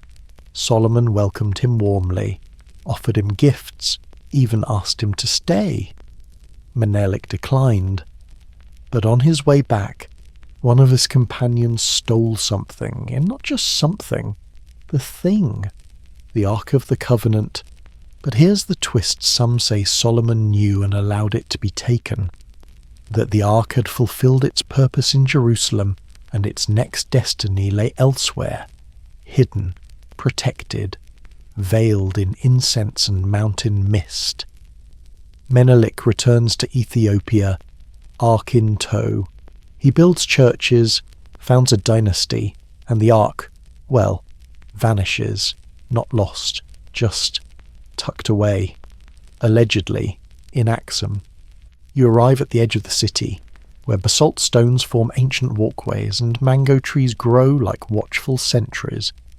The church complex isn't grand in the modern sense, but it hums with presence. Behind a stone wall stands a small chapel, modest, square, with a single metal roof glinting in the sun. This, they say, is where the Ark sleeps. And no, you can't go in. No one can. Well, almost no one. Only one guardian is allowed inside. A single monk, chosen for life, whose sole duty is to protect the Ark. He does not leave. He does not speak to outsiders. He does not even eat with others. His life is isolation, prayer, and whatever happens when you live next to God's most dangerous carry-on luggage. You peer through the gate. The chapel is still. Nothing moves. A bird calls from a nearby fig tree. You wait, but no guardian appears. A local priest approaches and smiles. No one sees it, he says gently. Not even us. But we feel it. It speaks in dreams. You want to ask more, but his tone closes the door kindly. This is a fringe theory, because of course there is, that the Ark isn't in the chapel at all, that it was hidden elsewhere centuries ago. Some say it's in the mountains, others in a cave guarded by lions. One particularly bold old man swears it was stolen by bees, disguised as a swarm, and taken into the clouds. Honestly, that one's your favourite. Historians still argue whether the Ethiopian Ark legend is rooted in fact or a masterwork of nation-building mythology. Some say it's symbolic. Others believe the object in the chapel is an ark, just not the Ark. The debates rage in universities and blogs. But here, on this sun-warmed path, no one seems especially interested in proving anything. You walk around the church grounds, noticing how quiet it isn't eerie, just deliberate. Even the air seems to thicken near the chapel, not with mystery, with reverence, a kind of hush that settles in your bones. You find a spot beneath an olive tree and sit. Children play in the distance, kicking a bundle of rags tied with string. A woman walks by, balancing a jug on her head. Life hums gently around this place, not because it ignores the legend, but because it has made peace with it. A nearby priest begins a chant, low, resonant, in Gies. You can't understand the words, but you feel them. They don't demand belief. They just exist. Like the mountain, like the sky, like the idea of the ark, hidden or not, glowing in the imagination like gold in candlelight. There's a detail no one ever really talks about. What if the ark is here, but not in the way we think? What if it's not an object, but a story? A sacred truth encoded in myth, protected not by gates, but by ritual. You start to realize that maybe, just maybe, the physical box doesn't matter as much as the weight it holds in people's hearts. The sun begins to dip. The shadows stretch long across the stones. A bell rings softly in the distance. The chapel remains still. You rise, dust yourself off, and begin the slow walk away. Not because you've found the ark, but because you've seen the shape it leaves in the world around it. The sun dips lower now, smearing the horizon with burnt orange and soft lavender. The path grows more fragrant the farther you walk, earthy, sharp, and sweet all at once. You follow your nose through a narrow courtyard into a round dwelling tucked at the edge of a ridge. Inside, the shadows are long and warm, and everything smells of oil, smoke, and crushed leaves. A fire crackles in the hearth, low and calm. Over it, a pot simmers gently. Beside it sits an elderly man, combing his fingers through something unexpected, a lion's mane. Not a full lion, of course, just the pelt tanned and stretched, its fur still shockingly soft, golden in the firelight. The old man handles it like silk, murmuring something in Gies under his breath. This was once worn by an emperor, he says, not as a trophy, as a symbol. The lion wasn't a pet or a prize, it was a partner in image. You sit across from him, and he nods, motioning to a basin of water beside you. It's been steeping all afternoon, filled with olive oil, crushed rosemary, and a handful of tiny, ghost-white petals that look like someone plucked them from a dream. He dips a cloth in and wrings it out, steam rising like incense. He wipes down the lion fur not to clean it, but to anoint it. This was the scent of power, not cologne, not wealth, just crushed herbs and old rituals. The kind of grooming a ruler might do before a procession, or before appearing to settle a land dispute with nothing but eye contact. The practice of anointing hair, beards, and garments with herb-infused oil goes back generations. It wasn't just hygiene, it was intention. Olive oil was the base, of course, but what you added marked your rank, your clan, even your mood. Lavender for clarity, rue for protection, myrrh if you needed the room to hush the moment you entered, and you don't need to imagine this. The air around you smells of every one of them. You breathe deeply, and it goes straight to your bones. The old man produces a tiny triangular comb carved from horn. You watch as he strokes it carefully through a long, dark wig resting on a rack beside the lion's pelt. You learn this wig was once worn by a high priest. Each strand came from a devotee who donated their hair during a fasting season. Hair that grew under vow, that was washed only with spring water, that never touched metal. Fringe legend says wearing it gave the priest visions, or headaches, or both. He offers you a cloth soaked in rose and ash. You press it to your face, and for a moment, everything else disappears. You smell sweat and cedarwood and something vaguely citrusy like the memory of a lemon. In the corner of the room, 3 children play quietly with carved wooden dolls. Each figure wears a tiny robe and carries something absurdly specific. A scroll, a flute, a chicken. You ask who they are. Emperors, one child says, but only when we let them be. Historians still argue whether Ethiopian emperors truly wore lion skins in daily court or only for ceremony. Some say it was pageantry. Others believe it was a mark of divine favour. The Lion of Judah echoed in fabric and fur, the truth likely both. This was a place where image and spirit braided together like rope. You learn that many rulers also bathed in oils before a major decision, not to cleanse their bodies, but to silence the body's noise. Some elders insist it sharpened the senses. Others admit it simply made the long debate smell more tolerable. A priest once mixed his own blend olive oil, lemongrass, goat milk, and, oddly, ash from a burned treaty. He claimed it helped him forget old grudges before important peace talks. His robes, by all accounts, were controversial but effective. There's a table in the room set with grooming tools, ivory tweezers, bronze scissors, and a mirror made not of glass but polished obsidian. You peer into it and see yourself rendered in shadow and shimmer. It doesn't show your face. It shows your outline, as if the mirror knows better than to reveal everything. The man reaches behind a jar and brings out a small container. Inside coal, a black powder made from galena and crushed herbs. It was once used to line the eyes of nobility, not for vanity, for focus. The bold black line was said to reflect back envy and absorb distraction. You try it, carefully.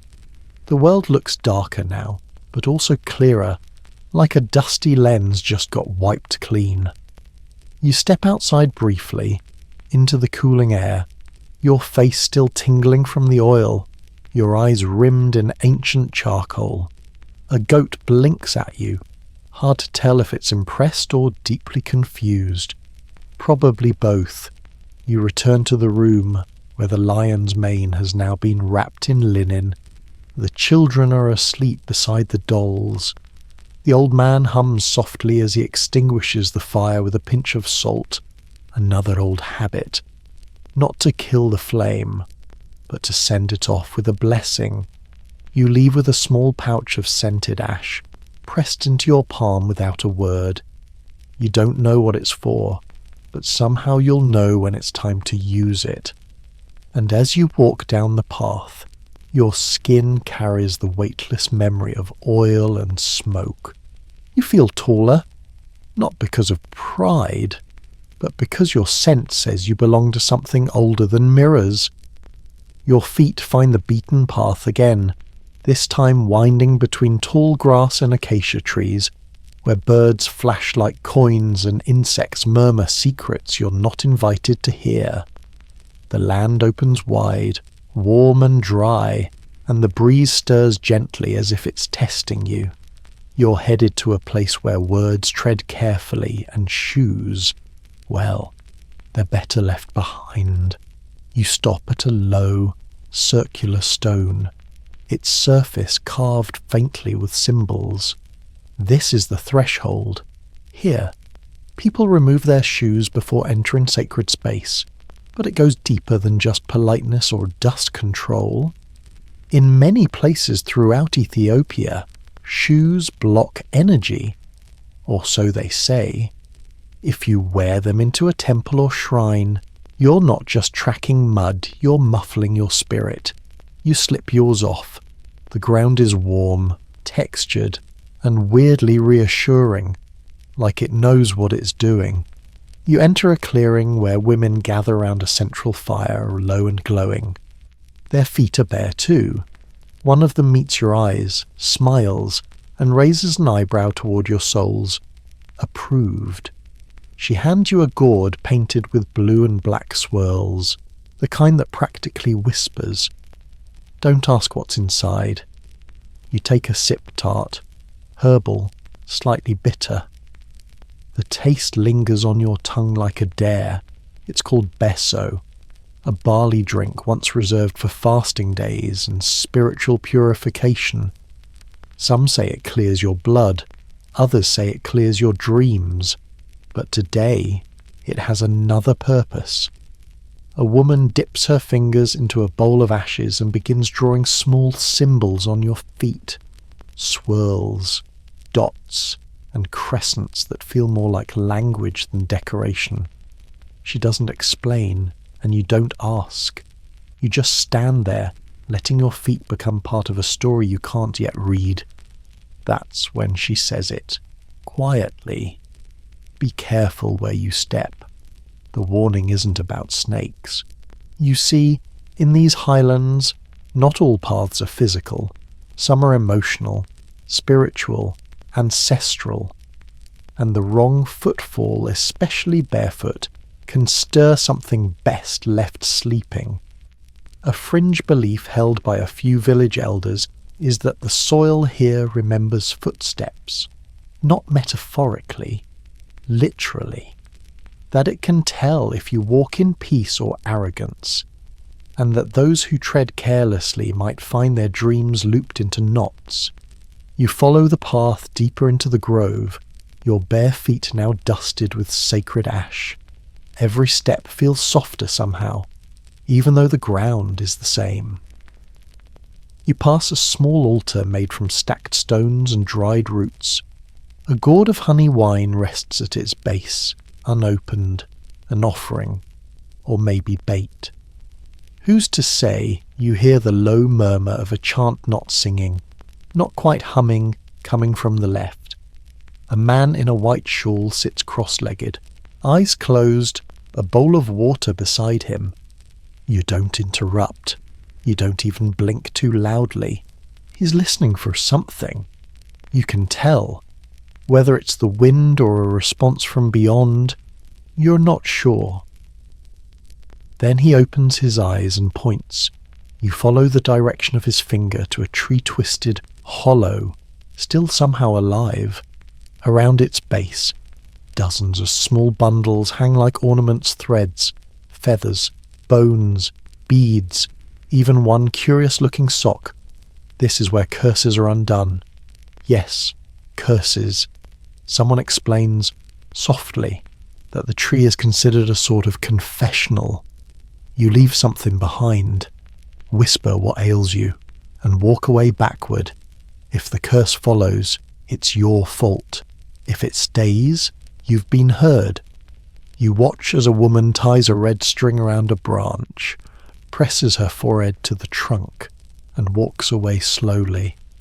Her feet don't make a sound. There's an old woman nearby preparing a different kind of defense.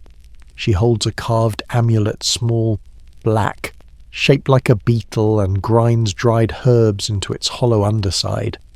This is for the evil eye, she mutters. Not the one people throw at you, the one you throw at yourself. You nod, like you understand, which you don't, but you feel its truth anyway. Historians still argue whether such talismans were part of mainstream Ethiopian Orthodox practices or were hangovers from older animist traditions. The reality is, as usual, more complicated. Faith here isn't a fence, it's a web, tight, flexible, and always shimmering with layers. You sit for a moment beneath another acacia, letting your feet relax against the warm soil. A goat walks by, gives you a suspicious glance, and continues chewing its thoughts. The goat seems unbothered by curses, or maybe it's dealt with enough people to become immune. Nearby, a man is preparing a small ritual involving smoke. He waves dried rue and frankincense over coals, letting the curls rise into the canopy. It's called tankwar, a sort of spiritual screening process. If the smoke goes straight up, you're good. If it swirls back at you, maybe take a few days off, or confess something, or stop thinking those thoughts. You approach hesitantly. The man gestures for you to stand still. He waves the smoking bundle in a circle, then watches the air. The smoke drifts upward. You're good. But then again, the breeze is light and you just showered in sacred oil a few hours ago. The odds were in your favour. You wander back toward the circle of women. The ash symbols on your feet are already fading. One of them hands you a small pouch of dried herbs. "Burn this when you are alone," she says. "It will remind you who you are." The phrase is equal parts comforting and ominous. Shoes, you realize, aren't just protection. They're a filter. When you walk without them, you absorb things. Heat, energy, memory, even doubt, but also something else, clarity. As you slide your feet back into your sandals, the world feels different, not louder, just more awake. You thank the women. They smile. One of them winks. "Watch your dreams tonight," she says. You nod, unsure if she's teasing or warning you, or both. And as you walk away, each footfall still tender with ash and memory, you understand something unexpected. In a place where bare feet meet sacred soil, silence isn't just golden, it's protection. The air thickens slightly now, not with heat, but with the quiet weight of anticipation. You've wandered into a valley where people speak even less than usual, not from tradition, like the morning silence, not from superstition, like the barefoot rituals. No, this silence is earned, taught by thunder, because here the rain talks first. You sit beneath the low, sloping edge of a thatched roof. The sky above looks confused, partly blue, partly bruised, and all around you, people are looking up, not in fear, but in concentration. Rain doesn't just happen here, it announces itself. And if you know how to listen, it tells you things before a single drop falls. The first rumble comes low and distant, like someone dragging a chair across a stone floor in the heavens. Then another, closer. No one runs. No one covers their goods. They wait. There's a rhythm to it, and you're about to learn the beat.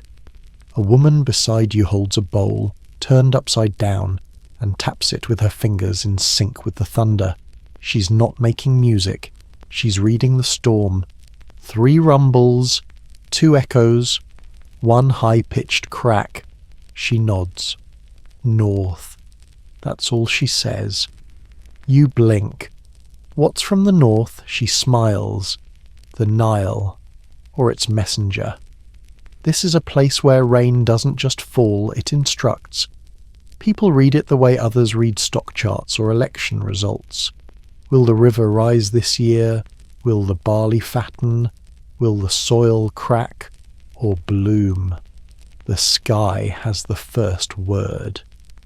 A fringe belief says that rain clouds can be jealous, that if you talk too much about needing water, they'll hold out on you just to prove a point. So instead, people sing praise to dry skies. "Thank you, beautiful sun," they say in mid-drought. "We love you, burning sky."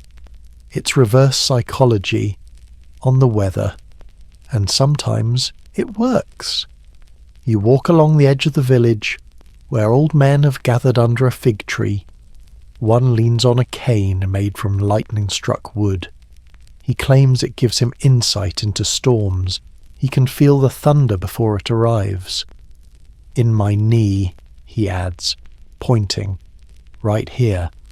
You don't laugh, because just then the clouds rumble again, and he nods solemnly. Sea historians still argue whether ancient Ethiopian communities predicted the Nile's swelling through ritual or early meteorological observation. Some point to carved sticks marked with rainfall patterns. Others say it was all intuition and prayer, but there's something uncanny about how often the elders here get it right. You arrive at a stone platform built beside a narrow stream. It's dry now, but worn smooth by centuries of overflow. On its edge are a set of shallow grooves, like tally marks. You're told they're rain records, not written as numbers, but as sound. Each mark represents a thunder call low, high, double, echoing. Some call it nonsense. Others insist it's the earliest form of climate charting in the region. A boy runs past with a clay bowl, shouting that the first drops are sacred. You follow him uphill to a clearing where women have begun to dance, not wildly, not theatrically, just a slow, swaying step that seems timed with the gathering wind. Their feet kick up dust, but not carelessly. It moves like smoke, like offering. Then the first raindrop hits your forehead. It's cold, surprising, sharp, like a tiny pebble of sky. Then another, and another. The women laugh, not out of joy, exactly, but out of recognition. The storm has arrived on schedule. You notice that no one rushes indoors. Instead, hands turn upward, pots are set out, hair is uncovered. Rainwater, especially the first rain, is believed to carry healing. You hear someone say it can wake old seeds in your bones. Another claims it improves eyesight. A child simply yells, "It's tasty," and licks the air. You follow a path toward the hills, where 3 thin stone towers rise like misplaced bookmarks in the landscape. They're called the Listeners. No one lives in them now, but long ago, they were said to house weather watchers, people who could hear clouds thinking. At the base of one, someone's carved an ear into the stone. A gust of wind kicks up, and the rain begins in earnest now. You take shelter beneath a ledge, but only half-heartedly. The drops are clean, soft, cool. They don't drench so much as settle. And in the middle of it all, a small procession begins. 5 people walk in a line, barefoot, each carrying a different item: a bowl, a gourd, a cloth, a flower, and a piece of bone. They walk to the riverbed and set them down. No words, no prayer, just placement. This, you learn, is an offering to the eyes of the river, not the water itself, but the spirits who watch from its banks. If they're pleased, the rain will continue just long enough and stop just in time. You ask someone what happens if the rain doesn't stop. They shrug. We ask again. You walk back to the village, the storm now in full voice drumming on rooftops, echoing off trees, soaking the earth with memory. You pass by a family who has stepped outside, heads tilted, mouths open. They're drinking the sky. One child cups a leaf and drinks from that. Another rubs mud into their arms, giggling. Apparently, the storm has forgiven them something. You pause before entering a hut and catch your reflection in a puddle. You look different, not wetter cleansed. Like something old got rinsed away. Maybe doubt, maybe noise. Inside, the fire crackles back to life. Someone lays out a dry cloth for you. You sit, steaming gently, the sound of rain still falling like a lullaby from the sky.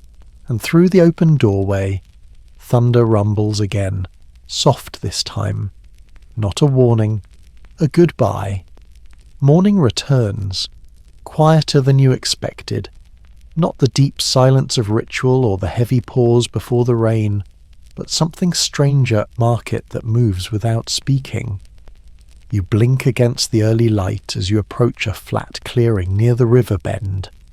A handful of people are already gathered, kneeling beside baskets, salt blocks, gourds, woven mats. But no one says a word, no haggling, no greetings. Just soft footsteps and the occasional grunt of a donkey unimpressed by human customs. This is a silent market. Not always, not everywhere, but today. Yes, the trade is done by gesture. You walk closer, curious. A man crouches beside a line of stacked amelisalt blocks so perfectly rectangular you briefly suspect divine geometry. Beside him, a woman places a bundle of cloth. He examines it, nods, shifts one salt bar forward. She accepts the offer, takes her share, and leaves. No words, no names, no receipts, just weight and instinct. A boy near you watches a trader test the firmness of goat leather by gently biting it. Another man taps the side of a gourd, listening for, you're not sure, vibration spirit, proper fermentation. He nods and places 2 blocks of salt beside it. You find a spot on the edge of the clearing, where a woman is arranging dried fish in a circular pattern. Each one is the size of your hand, smoked to the colour of old iron. You place a small bundle of herbs beside them: rosemary, mint, and one other that smells like thunderclouds. She eyes your bundle, touches one leaf, then leaves it. Not enough. You add a gourd stopper carved with stars. She accepts, takes it, and flicks her chin upward, a kind of good trade in eyebrow language. You're catching on. Historians still argue whether these silent markets began as practical solutions to language barriers between tribes, or if they were spiritual in nature, designed to reduce the pride and deceit that often come with negotiation. There are records of similar exchanges throughout the Horn of Africa. Coastal traders who never spoke aloud, believing that words stuck to goods and contaminated them. There's a fringe belief that even today, certain items carry lingering intentions, residual energies left by the previous owner's words. A salt block cursed by a bitter goodbye might ruin your soup. A bowl traded with laughter, on the other hand, could make a goat give twins. You move through the stalls slowly now, recognizing the rhythm. Someone places a clay whistle beside a stack of figs. Another drops a stone figurine in exchange for a necklace made of dyed beans. Even children participate, offering polished shells in return for beads or the smallest sliver of honeycomb. No one cheats.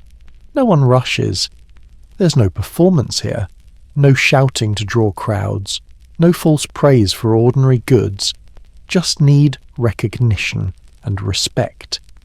You pause at a mat covered in flat stones, each engraved with a different symbol. Some are familiar: sun, fish, bird. Others look like abstract dreams. You set down a carved bone pendant you've been carrying since the highlands. The trader, an elder with eyes like obsidian, touches one of the stones, pushes it toward you, and gently removes the pendant. Exchange made. The stone you receive is etched with a spiral ending in an arrow. You ask what it means. The elder taps their lips, then their chest. Only you know. You pocket it carefully, as if it might whisper later. You pass by a small food stall, no more than a pot set over warm coals. A thick stew bubbles inside, the scent teasing out notes of lentil, garlic, and something like wood smoke and lemon peel. You point. The cook holds up 3 fingers. You set down 3 smooth pebbles. She nods and hands you a bowl made from folded leaves. And still, no one speaks. The quiet isn't eerie. It's comforting, like the marketplaces breathing together. Words, it turns out, are optional. A fringe theory told to you by a traveller with too many earrings and not enough socks claims that silence preserves memory better than speech. that when a deal is made wordlessly, it settles deeper into the soul. You believe it now.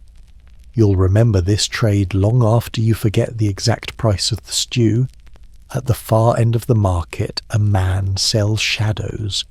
Not literally us, of course, but he sits with a stack of flat stones painted in black silhouettes. Animals, trees, human figures mid-motion. You stare. He gestures one gourd stopper. You give it. He hands you a stone painted with the outline of someone standing under rain. You hold it in your palm. It feels heavier than it should. Some believe these stones carry emotions, frozen moments sealed in pigment and silence. You don't know if that's true, but when you hold yours, your chest swells a little, like a story almost told. The market begins to thin. People leave without fanfare, goods tucked under arms or balanced on heads. The space clears as easily as it formed. No bickering, no goodbyes. You watch the final trades a goat bell for a woven pouch, a carved spoon for a single plum, a red thread for a smooth white stone. You stand there, bowl empty, pockets full, mind quietly buzzing. And then, at last, a sound. A bird chirps overhead, then another, and just like that, the market releases its breath. Words return, softly. Someone hums, a donkey complains. Life resumes. You walk away slowly, a spiral stone in your pocket and a stew-warmed belly, and realise you've spoken not a single word all morning. And yet you've never communicated so clearly. You're walking now through fields that breathe. Not literally, of course, but the way the tall grasses sway and lean into each other, it's like the land is sighing in rhythm. A low hum rises over the hills, distant and hollow, and at first you think it's the wind, but then it deepens, swells, shifts. That's not wind, that's a horn. You follow the sound. At the base of a ridge, a man stands alone with a malakat, a long, slightly curved horn carved from animal bone and wrapped in strips of dyed leather. He lifts it again, breathes in, and sends a trembling note across the valley. It isn't music, it's a summons. The sound ripples through the air, low and vibrating like the beginning of an idea. In this region, horns like these aren't for ceremonies, they're for instructions, sometimes to call cattle, sometimes to gather neighbours, and sometimes, when played just so, to call warriors. You sit on a rock beneath a sycamore and listen. Another horn responds from far off, a third joins. The valley becomes a conversation. No words, just tone and timing. No one seems confused by it. You ask someone nearby what the message is. They shrug. Could be lunch, could be a wedding, could be hyenas. Great. The malakat's sound is layered. With a single breath, a skilled player can create overtones, different frequencies nested like matryoshka dolls of vibration. Some notes dip low enough to thrum in your chest. Others rise thin and whiny, like a mosquito that believes in itself. Historians still argue whether the malakat originated as a pastoral tool or a war trumpet. One camp insists it was for calling lost livestock. Another claims it was the ancient equivalent of gather the troops. But here's the thing, both might be true, because in many parts of ancient Ethiopia, cattle were as valuable as soldiers, and sometimes they were one and the same. A fringe theory claims the malakat could carry coded messages depending on the time of day it was blown. Morning blasts meant trouble. Noon blasts meant celebration. Sunset well. If you heard a horn at sunset, it meant you were expected somewhere, and fast. A group of children nearby are making their own horns from hollow reeds. The sound they produce is ambitious. One girl manages a half-decent tone, and her friends collapse in laughter. You watch as they begin to mimic adult calls, one pretending to summon goats, another pretending to signal a feast. A third simply plays the bee stuck in a jar tone, surprisingly accurate. You walk toward a low building made of packed earth and wood beams. Inside, several horns hang from the rafters, each slightly different in length and curve. One is wrapped in faded red cloth. Another has etchings near the mouthpiece symbols you don't recognize, but feel oddly familiar. You lift it gently. It's heavier than expected, its weight concentrated at the bell. You don't blow into it. Not yet. A man enters, humming. He sees you with the horn and smiles. That one is called Abba Roar. He says, "It was used once, in a drought, to wake the clouds." You start to ask if that worked. He raises an eyebrow. "You tell me," he says, and gestures at the green fields outside. There is something sacred about these instruments, not because of their age, but because of their purpose. They cut through distance, through hesitation, through quiet. They don't speak, they insist. You sit by the fire later, and someone offers you a smaller horn to try. You press it to your lips, exhale, and produce an unfortunate squawk. Everyone winces.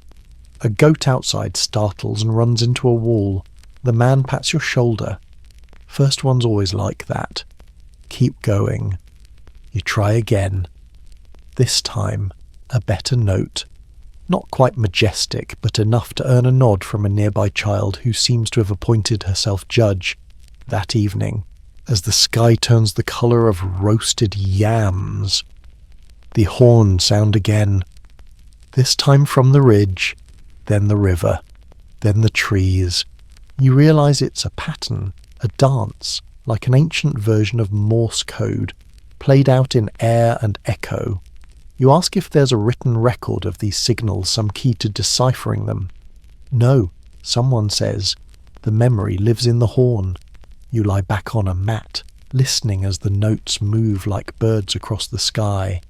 They're not random. They're not decorative. They're reminders, instructions, invitations. In one valley, it's said that a horn was once used to stop a war. A young boy climbed a hill during a tribal standoff and played a single note steady, unbroken, trembling with fear. The two sides stopped, not because they recognized the note, but because a child had dared to speak in sound. The horn still hangs in a shrine, cracked from use. People come to see it, not for its design, but for its echo. The night settles slowly. Someone nearby blows a final, low tone, a signal of closure, of rest. The valley stills. The birds hush. Even the insects pause. And as you drift towards sleep, you wonder how different your world would sound if people still spoke this way, with air and intention, with no words to twist, just a long, clear note across the hills, asking only to be heard. Morning returns soft and golden, and with it, a scent that curls around your senses like a lazy cat honey, smoke, and something faintly floral. You follow it through the winding paths of the village to a round hut with brightly painted walls and laughter leaking from the door. Inside, a low table is covered in clay cups, a steaming pot, and a large glass bottle filled with golden liquid. You've arrived at a Tej house, a place where stories are soaked in honey wine and nothing is ever as serious as it pretends to be. You're offered a cup before you can even sit. It's warm, sweet, and just sharp enough to sting the back of your throat. Tej, the honey wine of Ethiopia, is brewed with wild honey, water, and a twist of magic called gesho, a plant that acts as both preservative and alchemist. Some batches are cloudy and bitey, others are smooth and sunlit. This one tastes like rain on dry leaves. You sip slowly. The room is dim, thick with laughter, and the rhythmic tap of fingers on the tabletop. The woman beside you wears a shawl embroidered with tiny gold threads. She smiles, then turns back to the centre of the room, where a dancer begins her steps. It starts with the feet, always. Ankles tapping, knees bending, the motion creeping upward like a fire licking the side of a mountain. Then come the hips, shoulders, elbows. The rhythm is in her chest, now sharp flicks of her torso that make the coins on her sash chime like impatient bells. Her thighs tell one story, her eyes tell another. This isn't a performance. It's a conversation between body and beat, between now and everything that came before it. You try to follow along, just a little sway, maybe a foot tap, but even that feels like borrowing someone else's grammar. You're not ready. You're not fluent. A man across the room offers you another cup of tej, lifting it high before setting it down gently. It's a gesture, a toast, and a test. You clink cups. The deal is sealed. Historians still argue whether tej was first brewed for royalty or for common gatherings. Some say it began as an offering to ancestors. Others claim it was invented by accident leftover honey water forgotten in a gourd, transformed by time and wild yeast into something worth remembering. A fringe theory says the original teji recipe came in a dream, whispered by bees. One priest swore the bees spoke Gies, another said they were just drunk on their own supply. You ask the dancer if the movements have names. She shrugs. Some do, she says, but most are feelings. She then demonstrates one she calls the ghost in my ankle. You see it. Somehow. A second dancer joins this one older, slower, but no less powerful. She moves like a reed bending in wind, her body recalling storms from decades ago. The crowd leans in. Someone starts clapping, not to interrupt, to underline. Even children are welcome in the tej house, though they're seated in the back and given watered-down versions, not of the wine, of the stories, because the stories here are strong. Someone begins one now half song, half confession, about a wedding gone wrong, a goat that escaped into the bridal tent, and a mother-in-law who may or may not have been a shapeshifter. The details are vague, the delivery is flawless, the room roars, your head swims gently, not from the drink but from the warmth, the closeness, the sense that you've stumbled into the belly of something timeless. In one corner, a small shrine holds photos, beads, and a dried lemon. It's unclear whether it's religious or personal, maybe both. In Ethiopia, the line between the sacred and the social is blurry, like the edge of a dream when you first wake up. You ask the woman beside you how often they do this. She laughs.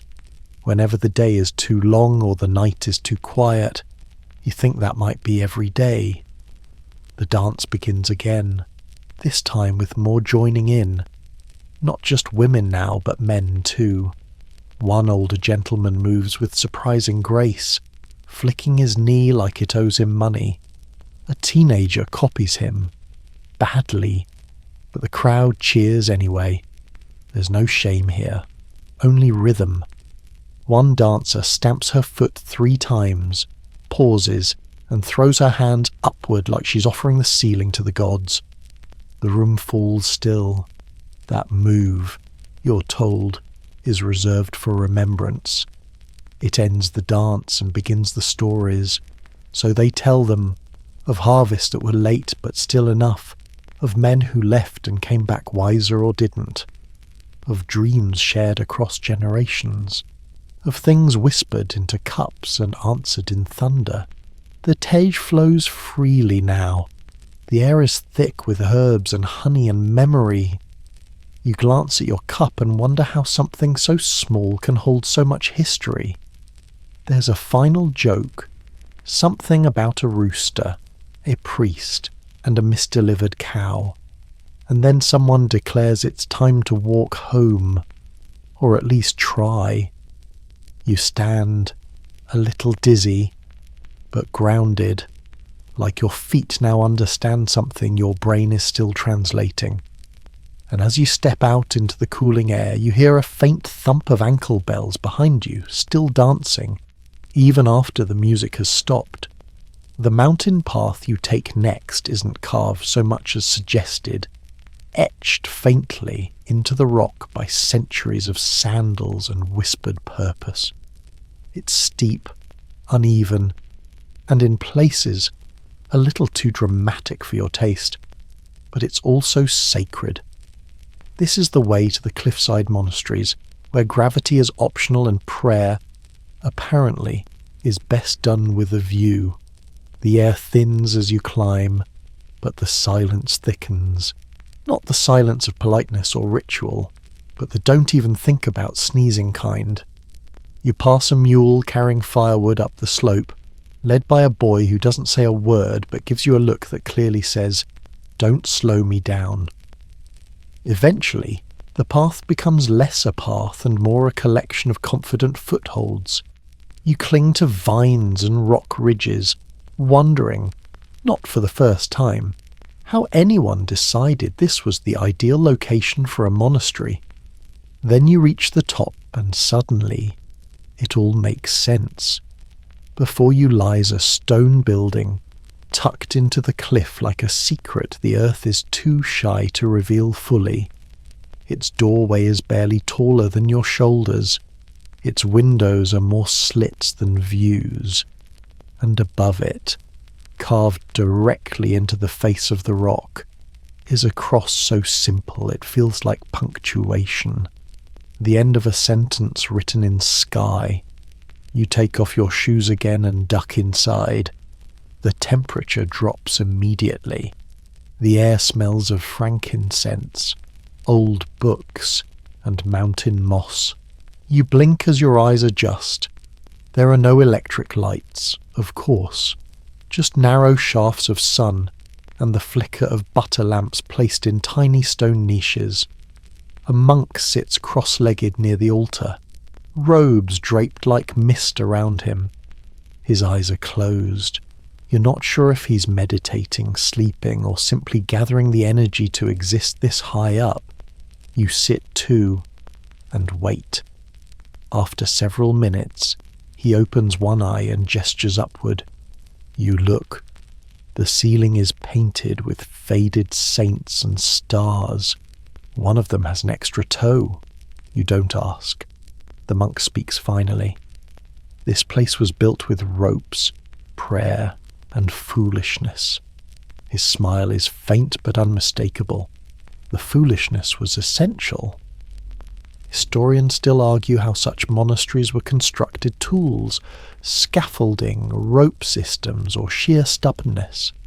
Some say villagers tied themselves to trees and were lowered over the cliff, carving inch by inch. Others suggest divine intervention or a really enthusiastic goat. You're shown to a small ledge outside the monastery, where a narrow ladder climbs even higher to a cave said to house ancient scrolls and the occasional vision. You decline, politely. The monk nods as if to say, "Good choice. Not all truths are for climbing." You ask how often he leaves the cliff. He doesn't answer, but a younger monk, sitting nearby, laughs. Once a year, for sandals. There's a legend about a monk who meditated here for 40 years without speaking. People brought him food. Of course, he wasn't trying to die, but he never descended. They say he floated once. Not levitated, exactly. Just rose a few inches during prayer. A child saw it and fainted. The monk said nothing, naturally. A fringe belief holds that the wind up here carries knowledge, that when you inhale deeply, you aren't just taking in air, you're breathing in every lesson ever whispered on this rock. You try it. You're not sure if it's knowledge or just altitude-induced dizziness. Possibly both. The younger monk invites you to see the library. You follow him into a narrow chamber carved deeper into the cliff. There, shelves are etched into the wall itself, holding leather-bound books chained in place. Not to prevent theft, no one's risking that climb for a bedtime story, but to keep them anchored during windstorms. You open one gently. The pages smell like salt and candle smoke. The writing is, once again, in Ge'ez. You recognize a few shapes now, enough to guess that it's a list of saints, or perhaps soup recipes. Saints who made soup, you nod solemnly anyway. Outside, the bell rings, not the kind you pull with a rope, but a metal plate struck with a stone. The sound carries across the valley like a warning or a welcome depending on your mood. You step out onto the landing again. The world stretches before you, green and endless. Below, tiny villages cling to the earth like sleeping cats.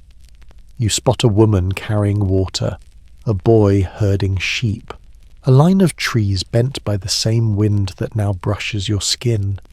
You wonder how many have stood here before you, how many tried to climb and didn't, how many returned changed, how many never returned. One monk tells you a final story before you descend. There was a man who climbed the cliff to escape heartbreak.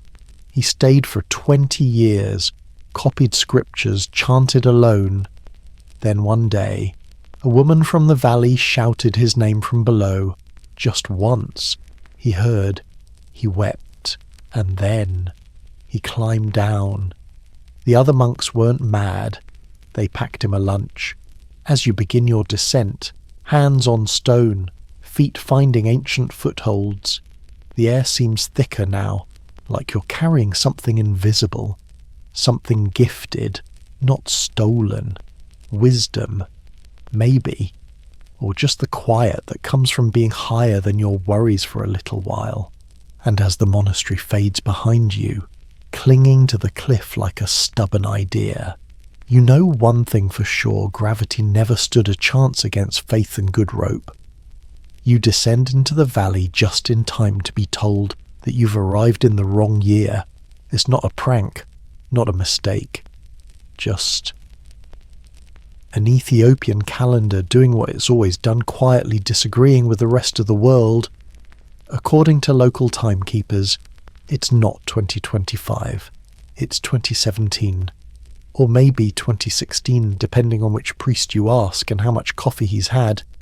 You sit beneath the jacaranda tree as someone explains, with a grin, that the Ethiopian calendar follows the ancient Alexandrian system, 12 months of 30 days, and a little bonus month at the end with 5 or 6 days, depending on leap years. We keep things neat, the man says, and we take our time. It's not just the number that's different, it's the rhythm. The Ethiopian New Year starts in September, when the rains are finished and the fields begin to glow. Days begin at dawn, not midnight, and time itself. Well, that's a whole other conversation. You sip coffee-strong, smoky, served from a black clay jabina, and hear the next part. The Ethiopian clock counts the day from sunrise. So if it's 7 a.m. to you, it's 1 during the morning here. Noon, that's 6:0. Sunset 12, again. In a way, it makes perfect sense. The day begins when the sun appears, not when your digital alarm says so. Historians still argue whether this system reflects ancient Judaic influences, Coptic liturgical needs, or sheer logical rebellion. What's clear is that Ethiopia has spent centuries saying, politely but firmly, thanks. but we'll measure time our way. A fringe theory. Some believe the calendar was deliberately left behind to protect certain prophecies from coming true too early. By keeping the count different, destiny stays confused. You're not sure if you believe it, but part of you hopes it's true. You wouldn't mind outsmarting fate for a while. The man beside you laughs, showing a calendar made of bark and ink. Each month is marked by symbols, stars, birds, wheat, thunderbolts. There are no pictures of kittens or motivational quotes, just the sky, the field, and the expectation that time should serve people, not the other way around. You visit a small schoolroom where children recite the days of the week. They name months you've never heard: Mescarum, Tikimt, Hidar. Their voices sing the syllables like lullabies. A teacher draws a circle on the board: sunrise at the top, sunset at the bottom, and places hours like petals. It looks less like a clock and more like a flower in bloom. The idea of time here isn't strict, it's social. Events begin when enough people arrive. Appointments drift. Meals take as long as they take. A joke you hear often. The only thing that's fast in Ethiopia is how quickly the coffee disappears. You step into a church where the priest uses both calendars, Gregorian for tourists, Ethiopian for eternity. He shows you a ledger where feast days are marked twice. Some dates overlap, others don't. Christmas is in January. Easter, often, is later. The year itself, in a way, is bent around spirit. He touches a dusty clock on the wall and shrugs. It ticks, he says, but it doesn't understand us. You walk through the village as the sun climbs, watching time unfold in gestures, not minutes. A woman washes clothes by the river no rush. A man sharpens a blade while humming to himself. A child climbs a tree at a pace that suggests either deep philosophy or extreme laziness. Hard to say. You hear a bell not from a church, but from a cow. It walks past you slowly, its bell chiming exactly once every few steps. And weirdly, that feels like a perfectly good metronome for the day. Later, someone shows you an old sundial carved into a flat stone. The lines are faint but still clear. Noon is scratched a little deeper than the rest. They say this was once used to time communal fasting. When the shadow fell on the right groove, everyone ate. Until then, patience. There's a saying here, even time needs to ripen. It explains a lot. You return to the school just as the final bell rings. Not because the hour has struck, but because the teacher said, "Okay, enough." The children scatter like dandelion seeds. One hands you a folded calendar page last year's. You smile. It still feels valid. You sit again under the jacaranda, watching blossoms fall like confetti. You don't know what time it is, not in your usual sense, but you know the sun has begun to angle lower. The birds are louder now. The breeze smells of ash and bread, and someone is lighting a lamp. And maybe, just maybe, that's all you ever needed to know. You follow a narrow footpath now, carved not by tools but by memory, winding through volcanic rock and whispering grass until it disappears into a mouth of darkness. The guide doesn't carry a torch, just a steady pace and the sort of silence that says, "We've been here before." You duck into the opening and the world above disappears. This is not a cave for tourists. This is a tunnel, carved by ancient lava flows and repurposed by generations of monks, outlaws, scribes, and people who just needed somewhere to hide for a while. The air inside is cool and dry, like an old cupboard that never needed cleaning. The ground crunches softly beneath your feet. You realize the walls are smooth natural at first, then not. Someone carved benches into the stone. Someone added handholds. Someone, centuries ago, decided this place should remember. You light a small flame. The shadows flicker across the walls, revealing books, hundreds of them, wrapped in goatskin, bundled in cloth, tucked into crevices like sleeping children. Leather spines, worn titles, pages dark with age and oil. This isn't a cave, it's a library. No signs, no catalogue, no Dewey Decimal, just rows of scripture, philosophy, herbal remedies, poems, and one suspiciously heavy scroll marked only with a crooked smile. Historians still argue whether these cave libraries were religious retreats or preservation vaults created during times of war. Some say they were hidden to protect knowledge from invading armies. Others believe they were never meant to be found again, just left behind for the right eyes, at the right time. You unroll one scroll carefully. The parchment crackles like old bark. The ink still holds its shape, G's letters, tight and curled, dense with meaning. The words tell a story of a village that moved underground for an entire season, living by firelight and growing mushrooms in clay pots. A fringe theory says they never came back out. You pass alcoves carved with symbols, crosses, stars, waves, spirals.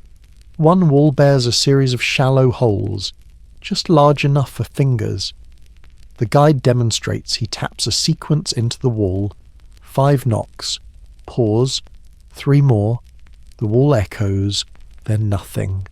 What was that you whisper? A prayer, he says. Or a lock. Maybe both. You sit on a stone bench where someone left a bowl of dried berries and a feather. An offering. A bookmark. Maybe a snack from a ghost with dietary preferences. Either way, you leave it alone. Farther into the cave, you enter a chamber where the ceiling opens slightly, just enough for a shaft of sun to pierce the dark like a sword. Beneath it, a pedestal holds a single manuscript, untouched, unread. The guide nods toward it. No one has opened that one in 200 years. Why not? He shrugs. We're waiting. You leave it unopened. A young monk appears from a side tunnel, barefoot and dust-covered, carrying 3 bundles of parchment wrapped in red cloth. He doesn't speak, just nods, sets them down, and disappears again. You wonder how many people still live down here. You wonder if some never left. You find another chamber filled with shelves carved directly into the walls. Some scrolls are bound tightly in rope, others are barely hanging on, their text eaten away by time and termites. One shelf holds maps, though not in any shape you recognize. Rivers loop impossibly, mountains have eyes, and villages are marked not by names but by songs. These are not geographic maps. They're emotional cartographies. There's a legend about a monk who mapped his entire life this way. Every love, every betrayal, every silent victory. When he died, no one could decode it, but when you sing the songs in order, it tells you where to go next. You reach a side tunnel now, low and narrow. Inside paintings, faded but still vivid. Ochre, charcoal, earth tones, saints with halos, animals mid-leap, a lion with wings, a man with stars for eyes, a bird that weeps gold. There's a small inscription near the base. Dreams left behind. You linger there, unsure if this is still the past or if you've slipped into some subterranean pocket where time folds softly and naps between pages. A niche nearby holds a mirror-just glass, cracked and fogged, resting on a slab of stone. The guide says nothing, but you look anyway.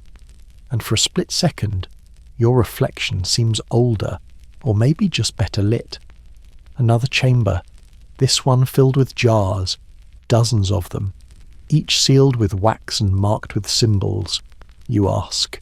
Voices, he says, captured during chants, or arguments, or births.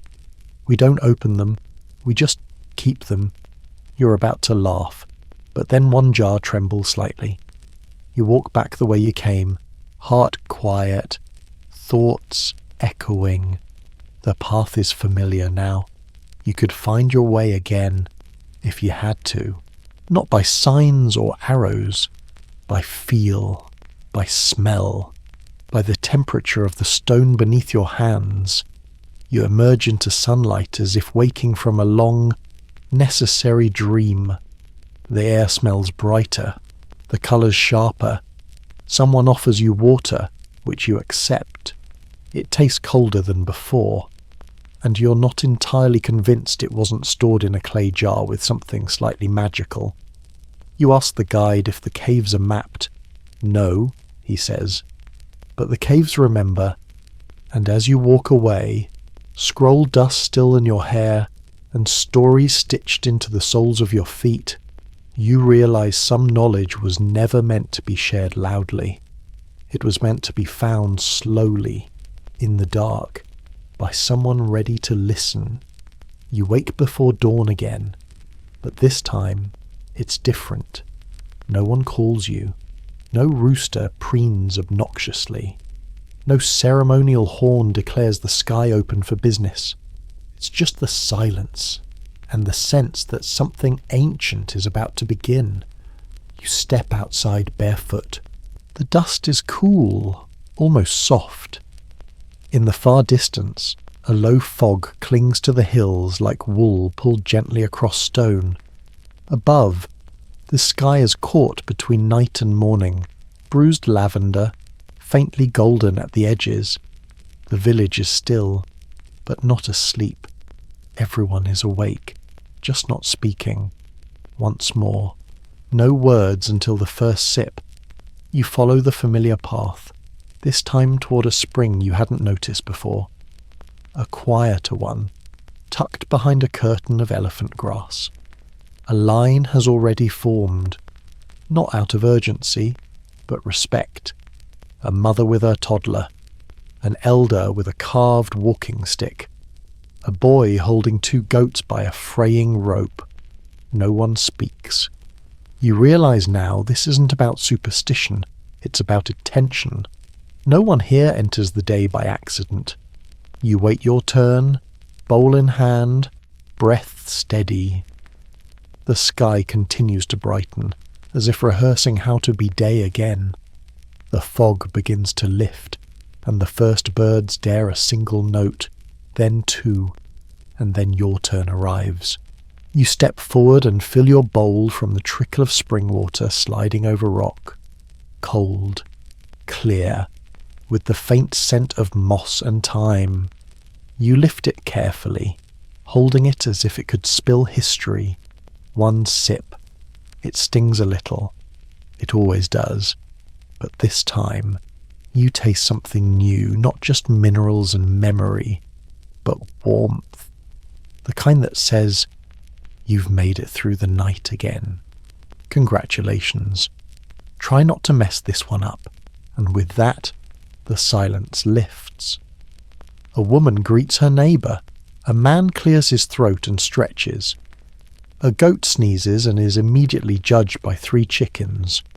The village exhales. Words return like light through leaves. Children begin singing in half harmonies. Pots clink. A broom swishes softly in the dust. Someone laughs just once, and it echoes down the hill like a bell that forgot it was a bell. You pass by a small house where a woman is already grinding grain. She hums between movements, her feet dancing in tiny circles. You nod to her. She nods back. Nothing more is needed. You walk past the place where the lion skin was brushed and oiled, past the cliff path that still makes your legs ache just from memory, past the silent market, which is now loud with bargaining and sarcasm. You carry nothing, and yet you feel full. You think back to the scrolls in the caves, the mirrored dreams, the weather language, the girl who danced her ancestors into her knees, the salt traded like gold, the goat that judged your horn playing, the bees that maybe whispered prophecy. And then you think of this, the water, that every story you've stepped through here, every tradition, every silence, every carved stone and roasted bean began with someone taking a breath and not speaking. Not until the first sip. Historians still argue whether this tradition began as ritual, strategy, or simply necessity. Maybe in a dry land, the most sacred thing you can do is drink. Maybe in a loud world, the most radical act is to start with quiet. You think, maybe both. You return to the hut you've been calling home. Someone left a sprig of mint on the step. You crush it in your palm. It smells like morning done right. Inside, a pot of porridge waits, a spoon beside it. No one rushes you. No one calls your name. You eat slowly, the warmth of it anchoring you to the ground, to your ribs, to this exact, perfect moment. Then the sun finally crests the ridge. It's official now. Day has begun. Not with a bang, not with a speech, just with water and silence and the first shared breath. You take one more sip from your bowl and whisper your first word of the day. Thank you. And now, as the sky fades into deeper blues and the last story settles behind your eyes, let it all soften. Let the salt blocks, the stone churches, the silent trades and honey wine melt gently into the edges of your thoughts. The path has quieted. The goats have stopped arguing. Even the scrolls have closed themselves for the night. There is nothing more you need to do. You've wandered through time and breath, through carved rock and shadowed caves, through barefoot wisdom and rain that spoke before you did. Everything was exactly where it needed to be, and so are you. Your bowl is empty now, but your spirit is full of songs you didn't expect to learn, and silences you didn't know you were allowed to keep. You've heard horns call across valleys, and you've watched shadows dance on walls older than memory. There's no test tomorrow, no name to write down, just rest. Just warmth. Let the hush return now, not the silence of tension, but the kind that wraps around your shoulders like a woven shawl, threaded with eucalyptus smoke, morning chill, and one last scent of mint on your fingertips. Sleep now, as if the village sleeps around you. Sleep as if the spring still waits for you in the morning. Sleep, knowing that the first sip will always be there.